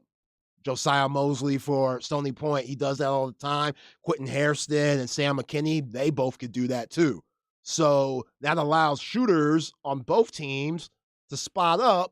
And when you're worried about those big guys going in the lane, natural reaction is to help, which leaves the shooters open, and the Jags, they got shooters everywhere from Bughazi to Vandergaard. Zariah Kincaid could shoot. Reese Martin comes off the bench. He could light it up. All those guys have the green light, and Coach Kennison likes to play at a really fast pace, but so does Coach Thompson at Stony Point. So both teams, you better be conditioned if you want to play in this game. They're going to be running up and down. Uriah Button, the sophomore, him versus Vandergaard. That's going to be a hell of a matchup. That's the guy I was going to ask you about. In addition to Mosley, how important is Button in a game like tonight? He's huge. He's huge because he can create his shot anytime he wants. But at the end of the day, you can't get caught up into your own game. You got to get a feel for the game. And sometimes as a young player, when you play a really good team like Buda Johnson, that could get away from you. So he's going to have to do what he's done all year. They've only lost 1 game. Right. He's done a good job all year at understanding the moment. And when you have a dad as an assistant coach, you know the game. He could take you over to the side and say, hey, man, right now Josiah's cooking. Maybe you should look for him a little bit more. Yeah. Hey, man, they're double teaming Josiah. Maybe you should look for your shot. This is you. This is your time to step up. Tiki Moran, he's kind of like their X factor, heart and soul of Stony Point, the Tigers. Antoine Thompson, he loves him, but he gives him a lot of responsibility. Like he jumped his bones against Steele the other night. Jumped his bones. This guy's a senior. He's your captain. But Tiki Moran came through, and he wasn't one of those guys to put his head down or nothing. He responded to that. He nodded. He said, I got you, coach. Yeah. So this team, they're mentally tough. So is Buda Johnson, and I can't wait. Like, this is what makes the job fun, matchups like this. And, again, the team that loses tonight is going to be damn good. Yeah, I'm looking forward to it as well, because especially after you told me the way the game paced out between Stony Point and Steele, that it was close in that third quarter and that Josiah Mosley and Stony Point stepped up and stepped on the gas. Right. And he starts bringing the ball up the floor. They couldn't do anything about it. These are 2 teams that seem to be able to adjust well to those moments. Let's see who can adjust well tonight, because I think I agree. I like what you said about that early lead. I feel like either one of these teams, if one gets out and gets it going, they may be too tough to come. I don't think you reel them in. Yeah, because I think if Buda Johnson starts hitting threes, they're going to keep hitting threes. Right. They don't cool off very often. And when they do cool off, it's because Quentin Harrison and Sam McKinney are dominating down low. So they shoot it from deep too. Jackson Vandergaard, he'll shoot it from the volleyball line. Oh, I love Vandergaard. I love his game. He's a lot of fun to watch. Oh boy, cannot jump over the Sunday paper. Pops, I'm sorry. I know you were a pro scout, but hey, Jackson Vandergaard, hey, but it's all skill. He's as skilled as anybody in Central Texas when it comes to being a guard. If he blows by you, it's all skill and being deceptive and knowing angles. And he took over the game against Vandergriff in the first round. He took over that game in the third quarter, taking charges, few assists, hitting threes. So John Eric Mosley, Josiah's older brother, who's a guard, he's huge for them. What is he going to bring to the table? And, one thing that Antoine Thompson likes to do to just change the momentum and change the pace of the game, he likes to press a team. But the luxury that Buda Johnson has, when you have 5 guys on the court that can handle the ball, it's harder to press. Yeah. You want to get the ball naturally in the big men's hands because they don't want to dribble, so they'll get stuck in the corner, and then they force turnovers. You're not going to see that from Sam McKinney and Quinn Hairston. You just aren't. Both those guys, when they get the ball, they're on the attack, and they might try to dunk on you if you let them. So it's going to be interesting how those two guys go against Josiah Mosley. It's going to be interesting how Coach Kennison plays Josiah Mosley. Is he going to double team him often? Because, again, you don't want to double team him too much. He's 6'6". He sees over everybody, so he's going to find the open man. He's very unselfish to go along with his 27 points, 12 rebounds a game.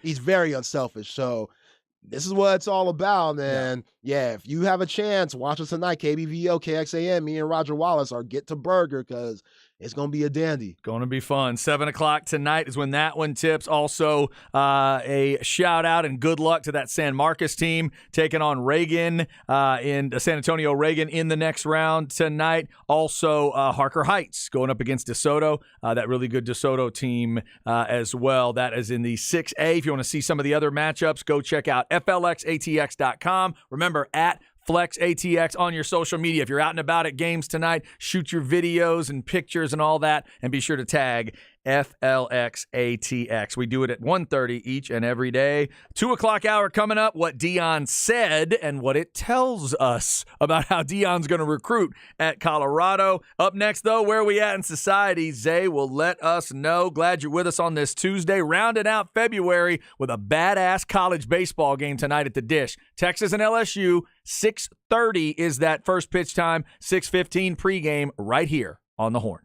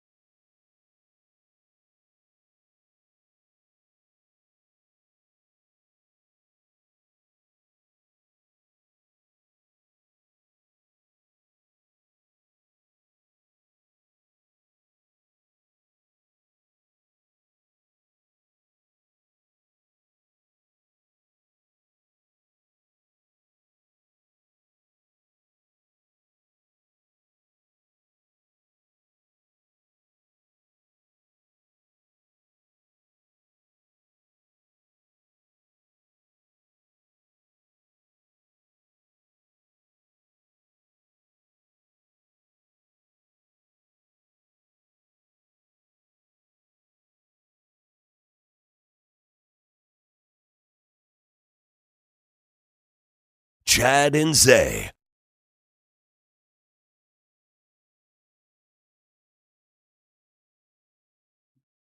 Gone away. The thing you starving to. I mean, you're either into this one or you're not, right? Like, I don't know if I've ever met anyone who doesn't like this song on some level.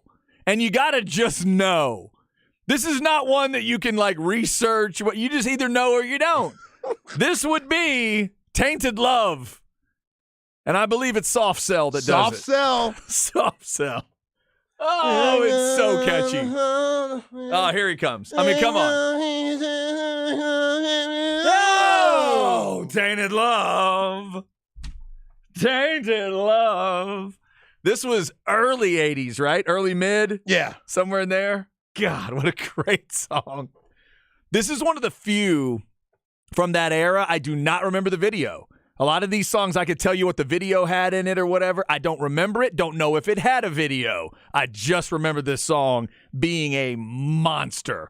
Soft Cell, Irene Cara, Expose, and Cloven Hoof. Now, that is a Coachella lineup right there. Let's get those groups together, please. Yo, please tell me Soft Cell's still alive. I don't know. Still rolling. I don't know if Was this it, though? had to be. Had to be, huh? I don't remember anything else. This would be the definition of one-hit wonder that I love.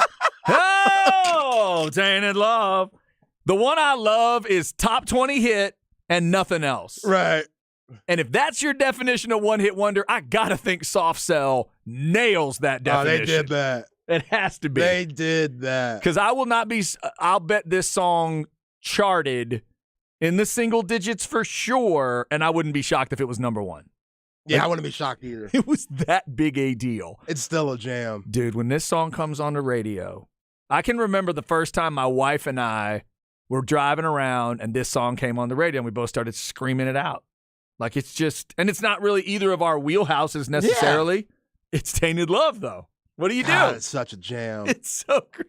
It's perfect, man. There's so many great things about that song that bring you in. I mean, it's beautiful. All right. Always good to hear a little Tainted Love on a Tuesday. We're wrapping up February today. That means we hit March tomorrow. March Madness on the way. And, of course, the Texas Longhorns up at the top of the Big 12 on both sides, but both have just experienced a Baylor Bear problem that Zay ranted about at the beginning of the show today. He's hoping they both get revenge in Kansas City with the Bears and Lady Bears last night. We don't forget Art Browse or Dave Bliss, guys. Don't forget. Man, brought that. He didn't even need to bring up the baseball team and the Cats. He just brought those other two things up.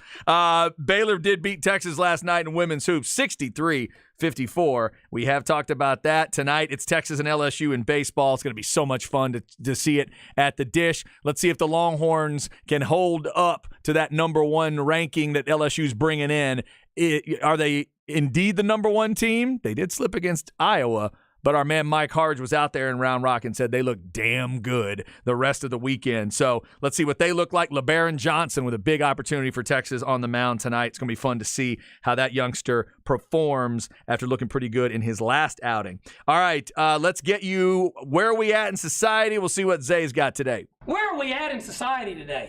All right, Zay, I'm seeing that there's something I need to look at on Twitter maybe. Yeah, go check the video out. Slid in those DMs earlier. All right. So, just like you said, it's almost March. It starts tomorrow. And when it comes to March and basketball, things get a little heated. The pressure, you start feeling the pressure a little bit. And there's a video that's gone viral. I don't know what state or town this happened in, but it's a high school basketball coach at a girls' game. Yes. And the coach, he's like going to the bench, and you could tell it's like a timeout or towards the end of the game. And there's a parent in the stands, like pointing his fist. You could tell he's upset. He's chirping towards the court. I don't know if it's at the coach, but it looks like it's at the coach. Yeah, it looks like it's definitely at the coach. Yep. The coach, who's probably around 60. That's fair. At least, right? Maybe that's at least 50s. 60. I'm going to say 60 to 65. Okay. Let's be nice and say Elderly. around 60. Yeah. Elderly. He could order from the senior citizens menu, whatever restaurant he goes to. Gray-haired gentleman that if he goes into specs, they are not carding him. For sure. Yeah. So he jumps into the stands and grabs the parent, like by his shirt / neck. Yeah.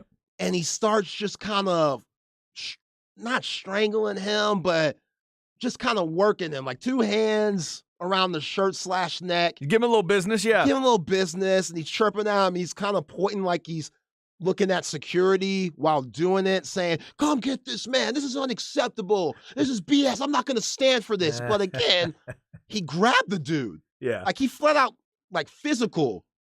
And whoa. And the dude that was bickering on the court that got held, he's looking like it ain't phasing him at all. Dude, bravo to him for not reacting. Yeah, he's like, he doesn't push back. He doesn't punch back. He doesn't do anything. And the guy didn't punch him. Let me be clear. The coach didn't punch him. He grabs the shirt, kind of gives him a little bit of a shove. I didn't see anything that was that crazy. He probably should have started just with pointing at him. Let's get him out of here. So, but he had to have a few women hold him back. He did, and a security guard or two.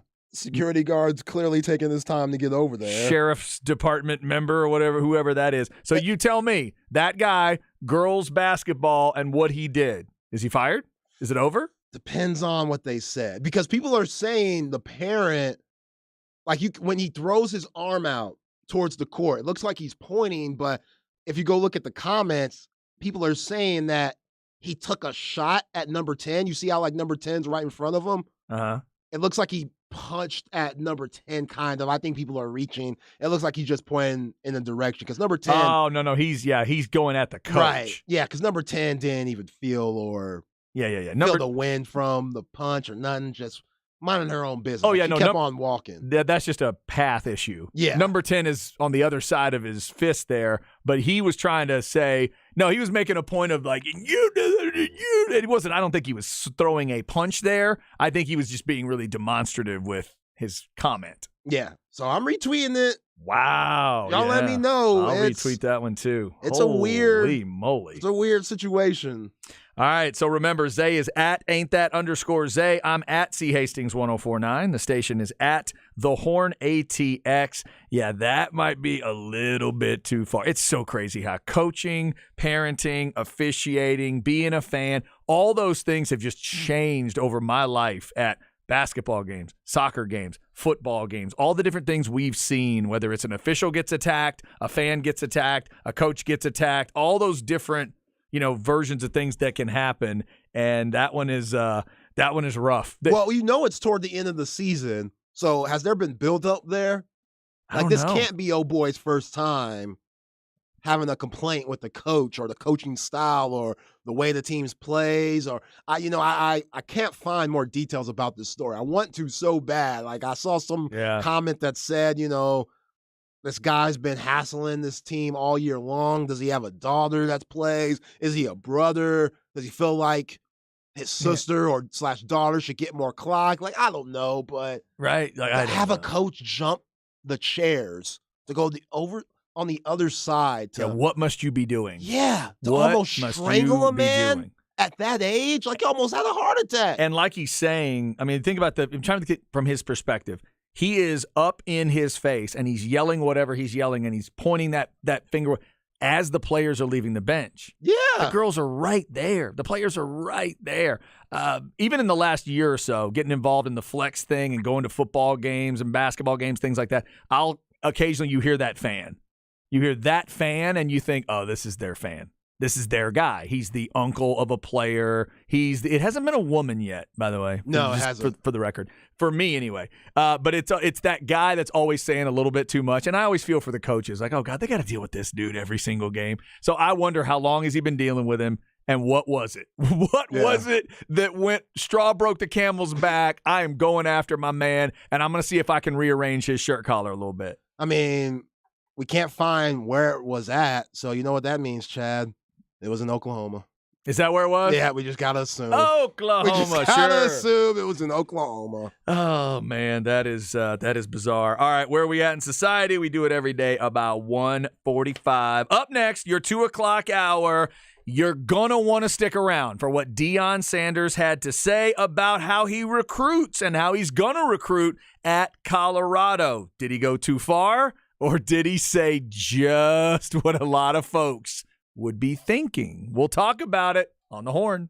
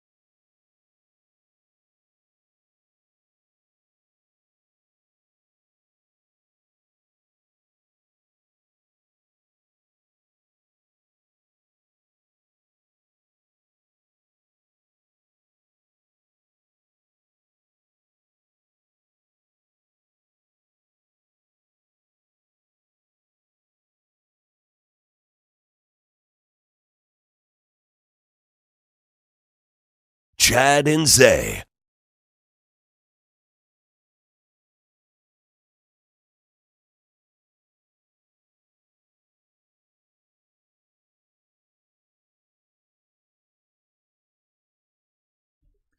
All right, hour number 3 on a Tuesday, wrapping up February. Great beat to start the hour. Chad and Zay with you. I'm Chad Hastings. He is Isaiah Collier, picking out that beat for you to start hour 3. What do you got, Zay? It's 50. All right. Yeah, this is the first song off of the Get Rich or Die Trying album, What Up Gangsta, Okay.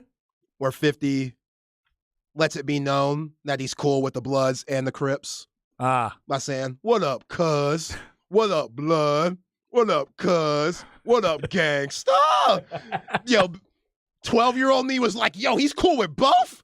This dude 50's incredible. Can you do that? Yeah, how did he do that? Look at that. Look at 50 Cent reaching across the aisle. Genius. Just trying to bring everybody together. That's a great record. Yeah. That's a great record. There was something familiar about it when you started. I wouldn't have been daft enough to guess that one correctly, but now that you say it, that's one of the things that really stood out about that album to me. The beats were incredible. His talent is obviously there. I liked everything about that record. I see why it was a big deal. Yeah, it's ironic because he was cool with the Bloods and the Crips, but had beef with almost everybody in hip-hop during the time.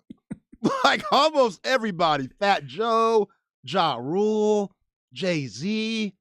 Like 50 had beef with everyone. He still kind of has beef with Jay-Z. And maybe because he reached out to both sides of that gang discussion at the beginning, maybe that's why none of the other stuff you just mentioned got too serious. True.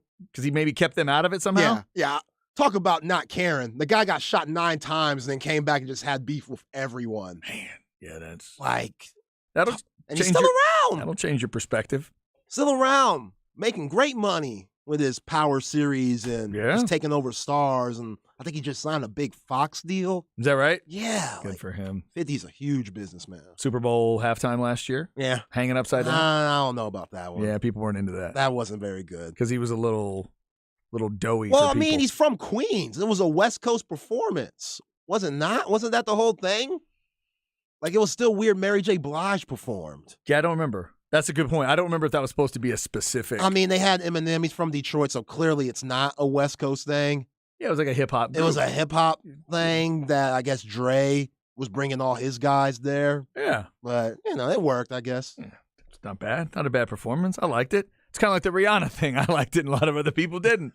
50 Cent to get us started this hour. We've got Why Today Matters coming up a little bit later at 2:30 on this February 28th. A couple of birthdays to hit, including one of the most famous scenes in movie history, especially movies that were filmed here in the great state of Texas. We'll get to that. But right now, we're going to get to this Deion story. Yeah, we've been talking Texas and LSU in baseball. They play tonight at 6:30, of course. Texas women's basketball did not get the sweep of Baylor. Baylor beats them, so they split the season series, and Texas gets ready for K-State. Saturday at 4 is the last game for the women in the regular season. Of course, the men will take on TCU in Fort Worth tomorrow, 8 o'clock tip, and then it's Kansas at home one more time at the Moody Center for the men's team this season, and that will be Saturday afternoon at 3 with Kansas. So we've been mentioning that. Bijan Robinson going to do all the workouts at the Combine. We also would assume Roschon Johnson does. I haven't heard anything to the contrary there. So both of those guys will be showing off on Sunday. Everything's NFL Network. The Saturday and Sunday is at noon. Thursday, Friday is at 2. Thursday will be D-line and linebacker. So you'll get Overshown. Correct. Make sure I get this right, Zay. Overshown. Talking about all the Texas guys? Yeah. Moro Ojimo and Keandre Coburn. There you go, and Snacks. Yeah. I'm interested to see what he looks like in the Combine. Me too. What kind of stuff? I love the defensive lineman at the Combine because sometimes it is a lineman that is the freakiest thing you see. Everybody thinks it's DBs, usually receivers, running backs running the 40. I get all that. It may not be the fastest 40, but the freakiest 40 usually comes from a D or offensive lineman, and it'll drop all their jaws, like the Daniel Jeremiahs of the world and the announcers. They'll freak out and start talking about, like, wait. This guy is what? He's 6 foot what? He's 300 and what? And he just ran sub 5? Are you crazy? Yeah, because all that weight ain't supposed to move that fast. That's the stuff I really love at the Combine. So I'm interested to see what Coburn could do. Like, what shape does he show up in, and what is he able to do? What is he able to show him? I'm rooting for him at the next level. We knew when he was coming into Texas that he had a chance to play on the next level, and it took him some years. Same with Moro Ojomo. It took both of those guys some years to get going. I thought this past year, this defensive line as a whole, they were terrific. Now, like I always say, do I wish they got the quarterback down on the ground a little bit more? Yes. Yep. Like Bryce Young. No doubt. Maybe get that safety and not have the rest have to go through with that. That's just kind of an example there. But Morrow and Coburn Snacks, they did a hell of a job this year. So I am interested, I agree with you, Chad, what they do at the Combine to help their stock, because I think they could play, around 8 to 10 years in the league. And then, of course, the other guy there on that day, that Thursday, 2 o'clock, NFL Network, is DeMarvion Overshown. What will he be able to show? How freaky will that Combine be for him? And then when an NFL scout, prospect, and head coach looks at him, what do they see? What is he to them in the NFL? My gut would be they want to turn him into a freaky safety. They want to turn him into a roving safety kind of guy. I don't think they're going to see a linebacker. You don't think he could be like an Isaiah Simmons that came out of Clemson now with the Arizona Cardinals? I mean, think about how freaky he was when he came out. I know. All the hype he had going in Indianapolis. Hey, in this NFL, though, they may tell me, like, no, Chad, I know what you're saying. When you say linebacker, don't worry. We got a different idea here. Yeah. He can be our kind of linebacker in the system we're running. I'm fascinated to see what the NFL could turn him into, because Overshown is a beast. Yeah. And I think there's a lot of potential there, but I just wonder if he's caught between positions too much. Is he gonna get turned one way or the other, and can he really be a badass defensive whatever they want him to be? Yeah, and thankfully, a lot of part of the NFL is becoming positionless defensively. Mm-hmm. So guys like a DeMarvion Overshown can have a career in the NFL, where there was a point of time, like you're talking about, there were huge question marks on the type of player that he is. So, yeah, it depends on the coach, the system, the team that he goes to, which depends on that for everybody. But really for Demo, like, who's y'all's boy for the Cowboys this past year that played safety? The name's not coming to me right now. Neal? No. Or the hard-hitting safety. Wilson? Donovan Wilson? Yes. Yeah. Could he be something like that? Does he have enough speed? And does he have enough awareness? Because it's tough going from safety to linebacker to maybe back to safety. Right. That's a lot of learning that he's going to have to do. Do I think he can do it? Yeah. Yeah. Do I think he has all the athleticism to be an NFL player? Yeah. But just, does he have the IQ to be? And, just going back and forth from those positions, we'll see. But I think Demo can make it. Yeah, it's going to be fun to watch that development. So that's all Thursday for those guys on defense, and then the running backs go on Sunday. Everything's on NFL Network. We'll be talking Combine throughout the week. Pardon me. Let's talk a little more football here. And I had not heard these comments from Deion Sanders, but wow, some eye-opening thoughts from Deion and how he looks at recruiting. So Zay, let's play these thoughts. This is he's interviewing with Rich Eisen and NFL Network. Is that right? Correct. Okay. Deion Sanders and how he looks at a couple different positions when it comes to recruiting. Here we go. Quarterbacks are different. Yeah. We want mother, father, dual parent. Mm-hmm. We want that kid to be 3, 5 and up, because he's got to be smart. Mm-hmm. Not bad decisions off the field at all, because he has to be a leader of men. Like O-lineman, I look for dual parent homes. Right. A strong father that they adhered to. Right. Smart kid, at least 3.3 and above. Lineman, defense lineman is totally opposite. What do you mean? Single mama. Trying to get it. He's on free lunch. I'm talking about just trying to make it. He's trying to rescue mama. Did you notice none of that laughter was Rich Eisen? I don't know Rich Eisen's laugh. I don't think Rich Eisen was laughing through that. Really? I think he was trying to I think he was a little taken aback by those comments. So Zay, we'll start with you. What did you think immediately when you heard that from Deion? I hear exactly what he's saying. I understand what he's saying. He does have a point. I don't think he should have said it, because now you could flip it. It goes back to these black quarterbacks are too dumb to learn the playbook kind of racism look, which he didn't say anything about color. He did not. I admit that. He did not. But that's what it reminded me of. Like that when he talks about when he looks for in a quarterback, 2-parent household, make sure everything's together, make sure everybody's buttoned up, 3.5 GPA and stuff. Most of the time in history, if you're looking at just straight being a stereotype, that's been the white quarterback.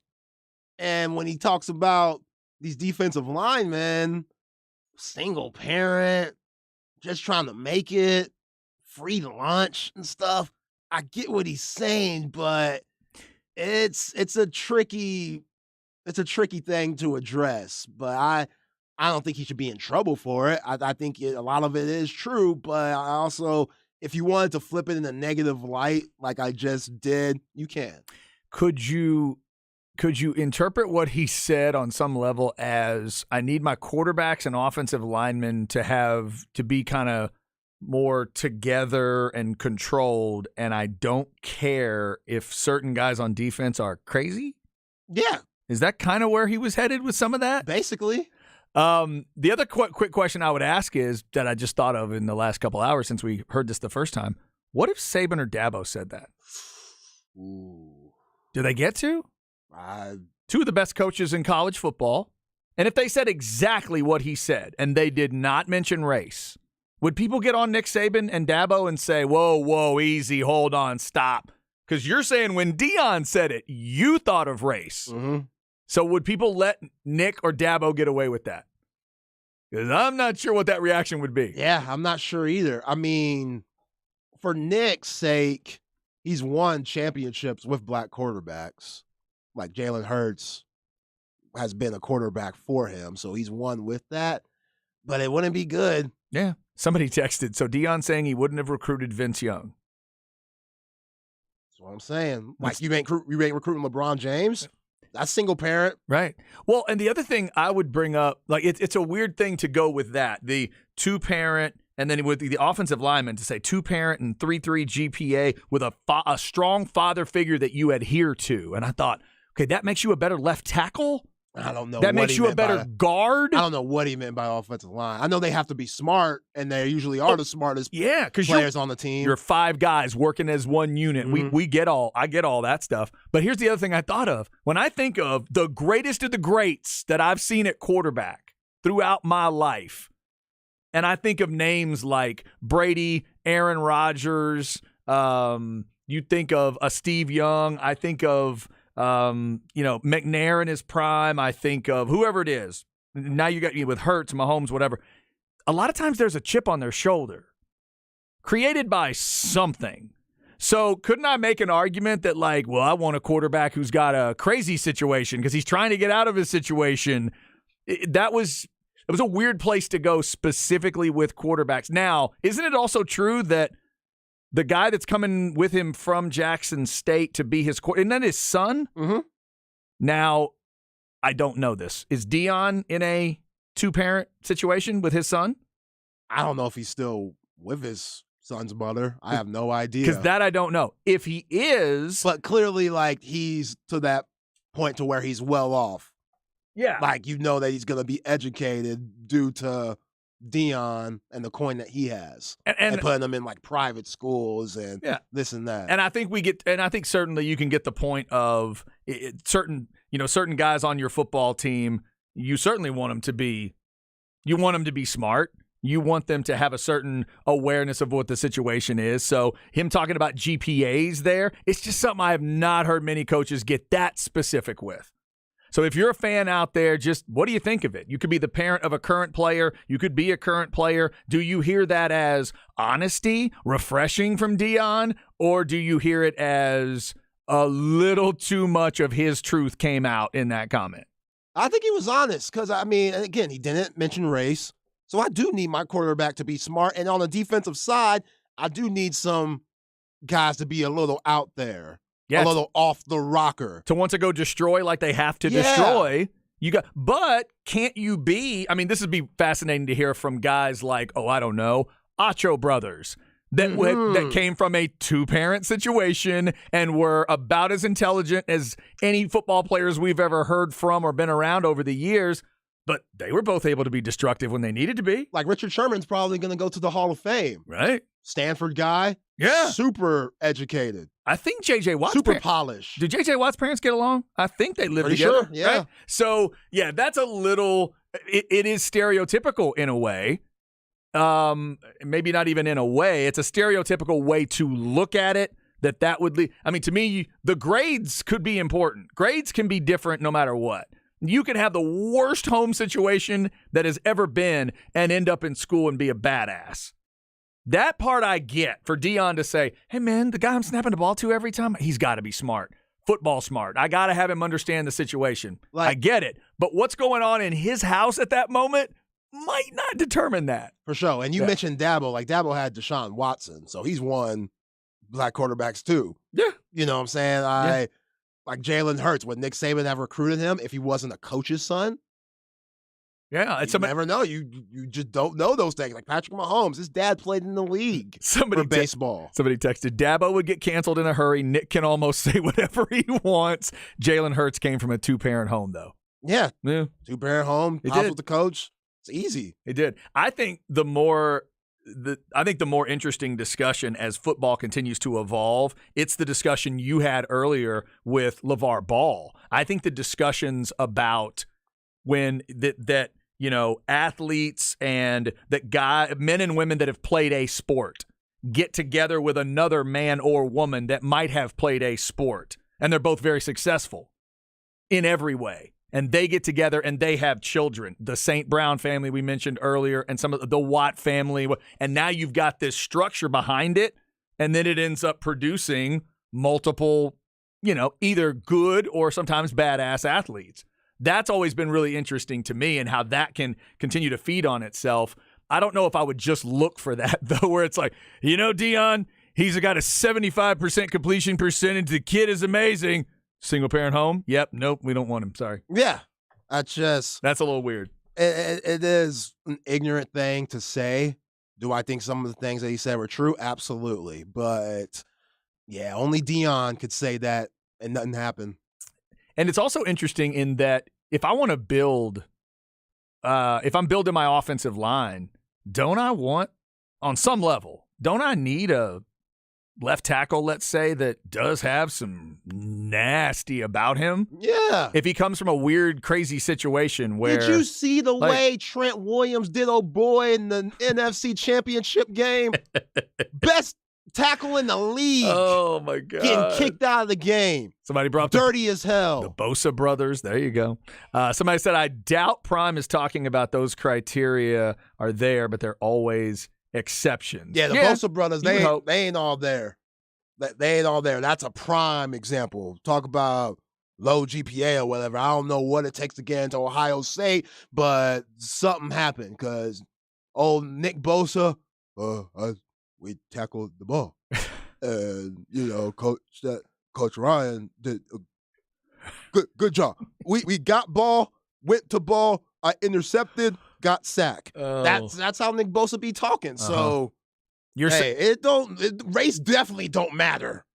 That's what I'm saying. Race definitely don't matter. The football intelligence part of it might matter. Is that what you're saying? Yeah. Okay, I got you. You got it, you don't. I got you. And we would have to admit, there are positions on a football team at the college level where if you're trying to figure out where to put the person that is in a certain situation academically, personality-wise, communication-wise, all of that, you might have somebody, and obviously how the physical part of it lays out, you might have them leaning towards one position over another. I think that's some of the stuff Deion's talking about. Maybe it got a little too specific. We shall see. I love the comment about Dabo and Nick, though. Dabo would get canceled. Nick can say whatever he wants. So you mentioned the Acho brothers. Shout out to our guy E. Rains at Coke FM. He just texted me. Yep. Emmanuel Acho. He commented on this on TikTok. Oh, did he? So I'm gonna try to go find that Okay. during the break and see what he says. We know he's not gonna cuss. He's too professional, so I don't gotta edit that out. Yeah, I guess my mind ultimately goes to badass defensive players that I could think of, really good players at the defensive level. Like another one that comes to mind is Myron Rolle. Remember Myron at Florida State? He was a Rhodes Scholar.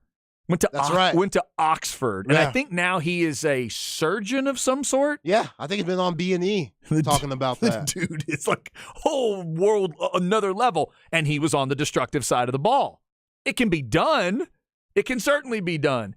Do you have to, I'm sure, talk yourself to that point? Yeah, but that's kind of what football is about. No matter where you are in a football game, you have to get yourself keyed up to go out there, and in a lot of situations, you're risking yourself, risking your body to do stuff.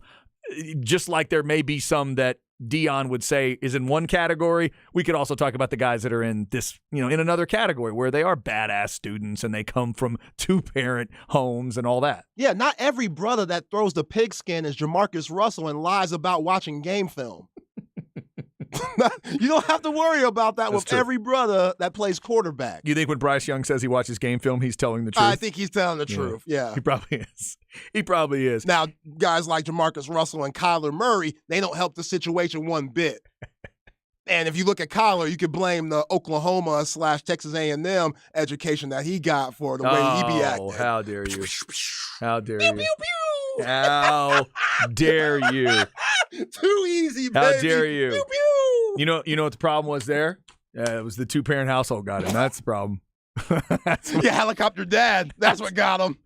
Helicopter pop. Oh, he definitely had the helicopter going on. There's no doubt about it. I can't speak for his mother. I do not know exactly what she's probably a classy lady. I don't know what she's like day to day. We've gotten a pretty good idea what Kevin Murray's been about over the years. All right, there's some interesting Deion comments. We'll see if those continue to be discussed as Combine Week rolls on, or do those just fade away? But Deion's got a specific way of looking at it at Colorado. Up next, why today matters on this February 28th. We'll hit you with a couple of big birthdays. Also, a very big-time breakfast food gets its own day today. Do you love them or hate them? We'll find out on The Horn.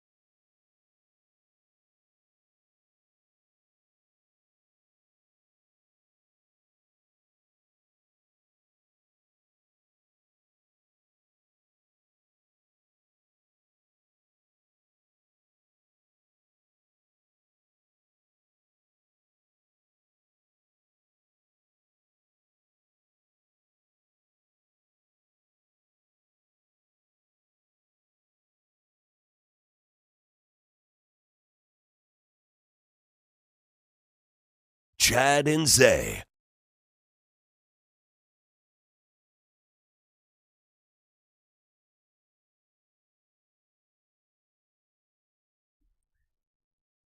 Rolling through a Tuesday. Oh, we're going to get you Emmanuel Acho's response to Deion coming up here in just a second. Chad and Zay on this Tuesday. What do you got, Zay? Should I know this? No. I'm not recognizing this We voice. might get into this guy All right. / group because we talk about him a lot. Okay. He's a part of the Locks. The Locks. I played Styles P last week. I get high, Yeah? and I told you that there's a member of the Locks that became super famous after his versus Dipset. Uh-huh. This is Jadakiss Jada Kiss. and Anthony Hamilton. Why? Okay. Really good song. Jada Kiss. Yeah, it's good stuff. Good stuff. Yeah. Relatively young guy right now? Nah, he Or ain't been around a old. while? He's been around a while. He ain't like Snoop Dogg old, but he's been around for probably 25 years. At what age does someone become an old rapper for you? What's that age? When you've been in the game for 30 years. Whoa, okay, yeah. That'll do it. Yeah. That'll So do it. Snoop, Dre, Nas, Cube, Q. they're old. old. That's old Ice-T, old. Gotcha. Old. Hove, old. Hove. Yeah. Run DMC. Yeah. Right. All right. Gotcha. So Jada Kiss, Soft Cell, Irene Cara, Expose, and Cloven Hoof have all been a part of the show today. Parents, if you're worried about what your children are listening to, do not go look up Cloven Hoof. It'll scare you to death from back in the day. I didn't even know about him. All right. We were talking about the Deion story a second ago. Why don't we just make this next part a part of why today matters? It's February the 28th. We'll give the sponsor some love, and then we'll keep talking about this thing.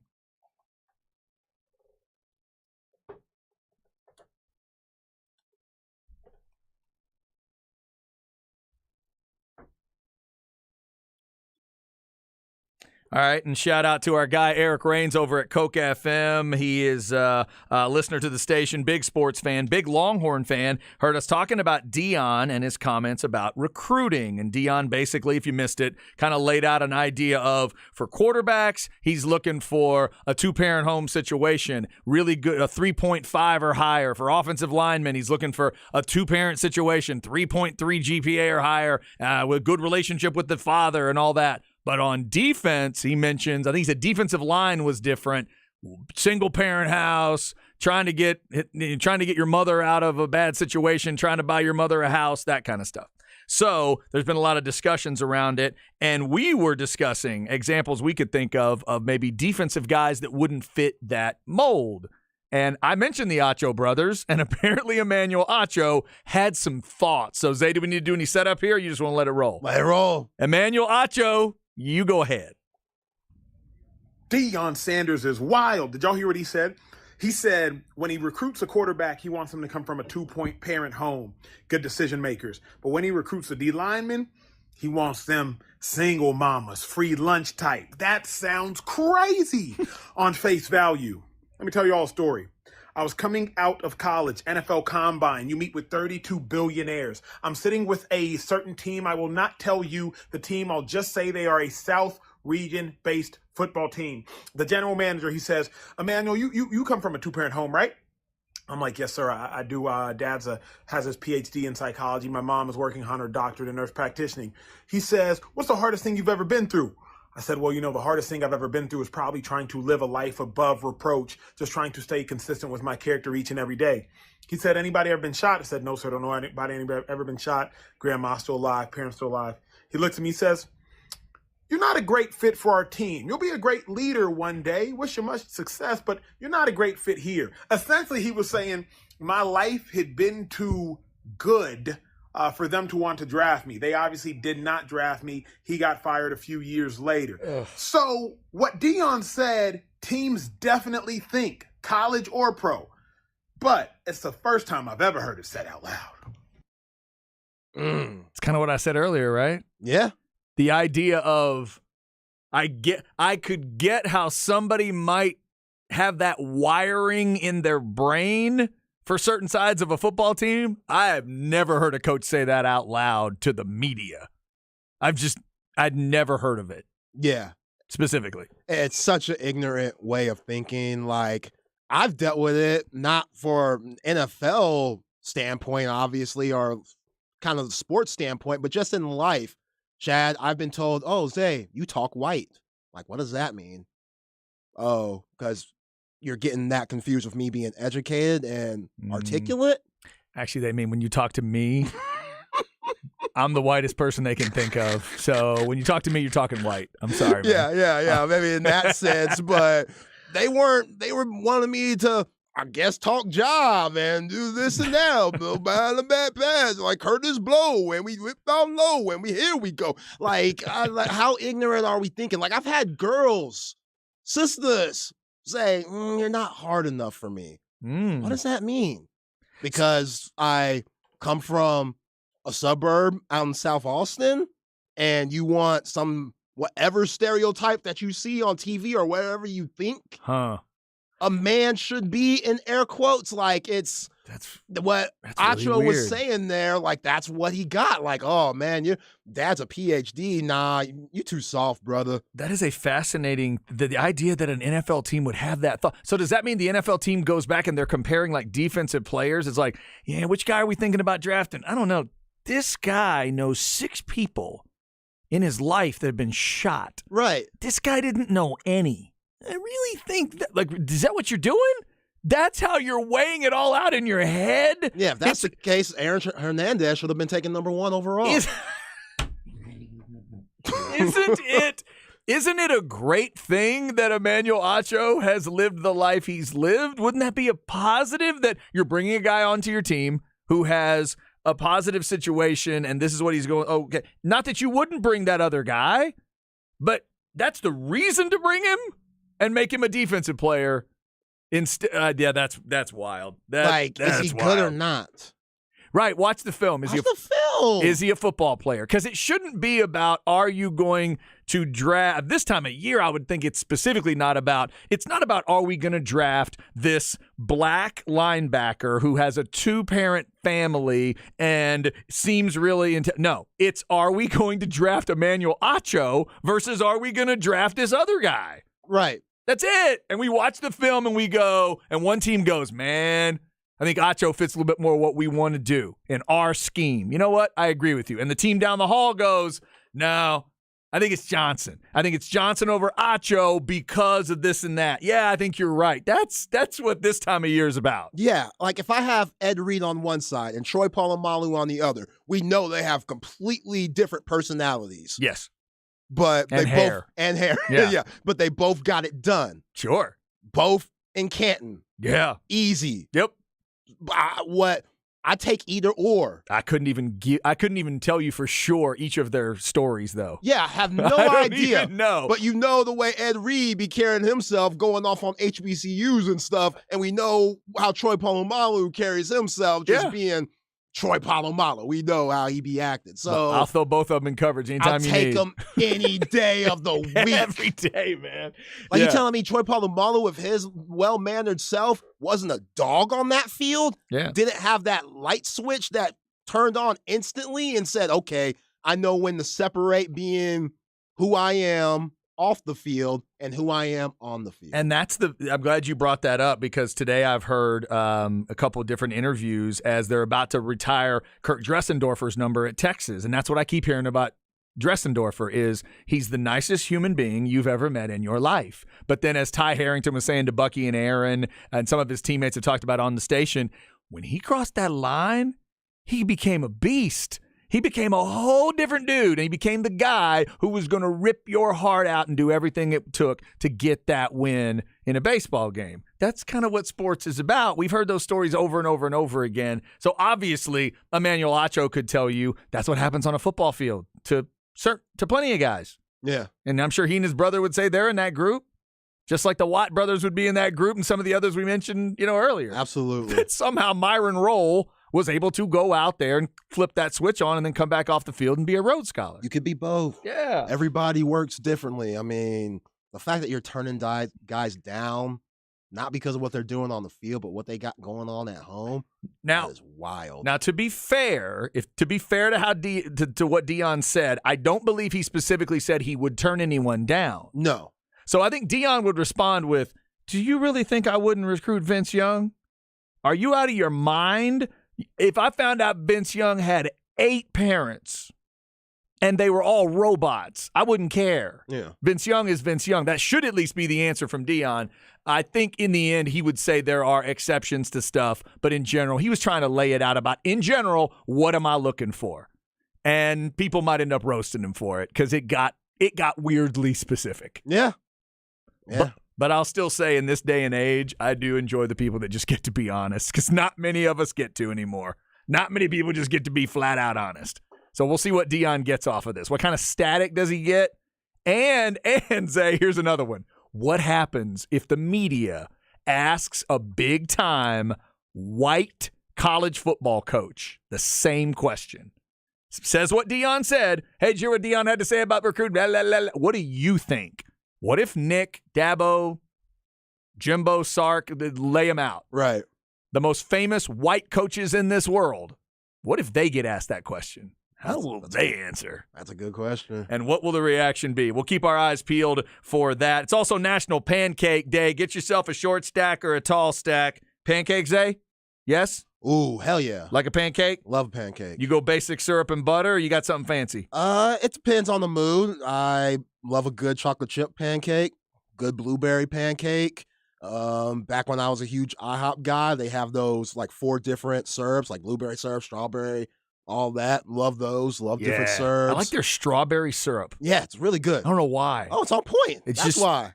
It looks so weird, too, when the red goes on I there. haven't been to IHOP in a minute, but one thing that comes to my mind, I think pancakes. I think those different fruity syrups. So give me some good sausage, mix it with the sausage on just OG buttermilk pancakes. Yeah, man. There you Pancake go. guy. Also, happy 47th birthday to the beautiful Allie Larder. If you're into Varsity Blues, which was filmed in this area, Allie Larder, whipped cream bikini, that is her first movie role. That was her debut. What? Was in Varsity Blues. If the Wikipedia page can be believed. We all know that's gospel. That was her first role, and then she ended up with Final Destination and some other stuff later. Love Allie Larder. Chance Mock, you idiot. Ooh, mercy. Chance Mock. What happened? What? That's what Vanderbeek's name in Varsity Blues. Wasn't it that? Was it Chance? Johnny Moxon. Is it Moxon? Moxon, yeah. Not Chance Not Mock. Chance Mock. Chance Mock is the guy that played in Texas. That's what right. What are you talking about? That's right, that dude. Johnny Moxon. Johnny Moxon. I knew I was close. I don't want your life. One of the greatest sports movies ever made. It's one of my favorite football movies. Now, Deion would definitely take him. He was going to Brown. You remember? And two parents. Two parents. Two parents. Fire that freaking pigskin. Headed to Brown. Headed to Brown. Oh, that's funny.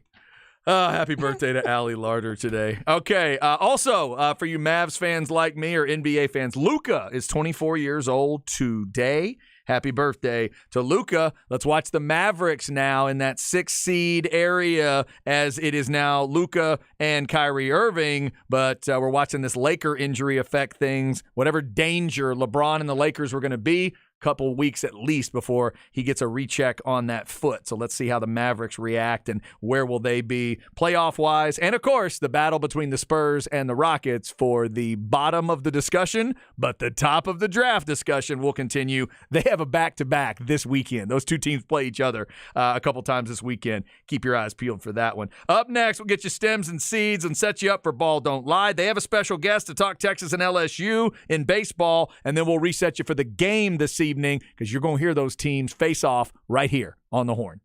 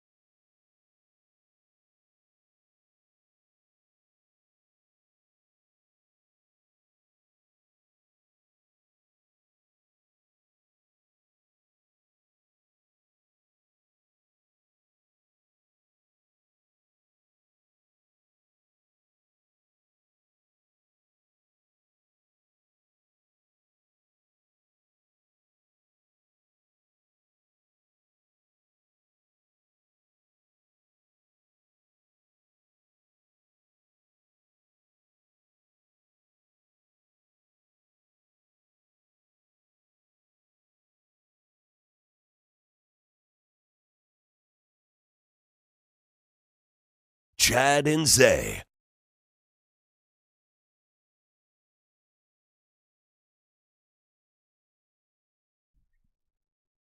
Who gets credit for this production? Who produced this record? I don't know. I've never thought of it before, but I always loved this song. The brilliance at the beginning of that, the beat, like the beat itself, which sounds very electronic, right? Rick Rubin. I was about to say that just because it's Def Jam. Of course it is. And then to bring in, I would assume it's a real trumpet. I don't know for sure, but the sound of a trumpet with the little wah, wah, that little, I don't know what they call it, that little plunger thing that they use to make that sound, to combine those two, and then you bring in LL. It's brilliance, and now I totally understand it. There you go. I've never asked the question, but Rick Rubin is usually the answer. Yeah. Well done, Rick, as always. He had a lot to do with Def Jam back in those days, man. To quote Jay-Z from another experience, you crazy for this one, Rick. But as always, we love your crazy. All right, so LL Cool J rounds it out today. We had the Jadakiss tune earlier this hour, Soft Cell. We had Irene Cara. We had Expose. We had Cloven Hoof to start the show, which is going to make me smile all day. The 50 Cent beat this hour was incredible as well. So that would be, what, Dr. Dre gets credit for that beat? Yeah, pretty sure. That's Dre on that first record? Yeah. So good stuff there as always from Zay. A good discussion this hour about the Deion Sanders comments and Emmanuel Acho's response when it comes to recruiting and offense and defense and what you're looking for. And I just hadn't heard a coach lay it out the way Deion did. I'm sure coaches have done it, Zay, but just they've done it at like a dinner. They've done it with a drink in their hand. Yeah. At a bar, but never in front of assembled media. And now it is off the record. There you go. Off the record. Here's what I'll tell you about that kid. Blah, blah, blah, blah, blah, blah, blah. But this one, a little different. And Emmanuel Acho, I would thank him for sharing that story. What a wild contextual story about how NFL brass might look at a player and some of the questions that get asked. That's a strange, strange story. So you're walking into Combine and you're asking random NFL players, maybe not random, but you're asking NFL players how many people they know that have been shot? Well, like what? And we've heard like former NFL players that are part of the committee, union and stuff talk the about Players Association. Yeah, Player Association saying that they'd be okay getting rid of the Combine. And you're like, what? Why? We love watching the 40. We love seeing what these guys could bench press. We love seeing their measurements. And then you hear stuff like this, and you're like, oh, this is what they mean by get rid of it. Because they have to go through 32 of those. They have to go through 32 examples of those. Not every question is stupid or insulting or racist or whatever, but man, is that the best usage of everybody's time? They've discussed it. We talked about that a few weeks ago, and there are those in the Players Association and in the NFL front office that have wondered, do they need the Combine? Yeah. So it's kind of about how much money do they make off of it now. They bring fans in for this. I can't imagine being a fan going to the Combine necessarily, especially when I can watch it on television. Right. But maybe they make enough that, that's a whole other consideration there. Emmanuel Acho nicer than me, because if that was me, I'm out in that team. Yeah. I ain't playing no more. What do I got to lose? You would have told him, yeah. Hell yeah. I know. And I would have said the owner/GM who did it. Uh-huh. Yeah, that was crazy. All right, let's get you some stems and seeds before we get out of here, and we'll set you up for Ball Don't Lie. Here we go. No stress, no seeds, no stems, no sticks. Brought to you by AV Consultations, 255-8678, or go to avconsultations.com. Coming up on Ball Don't Lie, 4:30, Ben McDonald, college baseball analyst, LSU great from back in the day, talking Texas and LSU. Make sure you catch that at 4:30, and of course the game is tonight at 6:30. So Zay, I'm seeing, we'll talk about this a little more tomorrow as well, NCAA panel going to get together trying to shorten college football games. How about this idea? The clock does not stop for first downs until we're inside 2 minutes. That's one of the things they're thinking about. Would you be okay with it? Make it more like make it like the NFL is, all the way up to that 2 minute mark. Maybe. I got to see it first. Maybe. There's a lot of changes trying all these sports, college baseball, MLB, trying to shorten the game and stuff. And the NBA's talking about trying to shorten overtime by making it a certain amount. By the way, baseball is loving the results right now. Really? They're loving it. They're averaging they're getting around 2.5 hours. They had a game go clean 2:07 or something the other day. They're loving it so far with the pitch clocks and some of the rules they've put in. They're thinking of eliminating the option for teams to call consecutive team timeouts. I'm all for that. You shouldn't be able to do that. And carrying over any fouls to the next period instead of finishing with an untimed down. Just ways they're looking at it. I think the clock idea is an easy one because it'll still allow you to have the pomp and circumstance at the half in college football, but you can speed the rest of it up. 8 minutes to go, first quarter, we get a first down. Roll that clock, baby. Roll it. Fans won't even notice. Okay. Nerds will. Nerds like me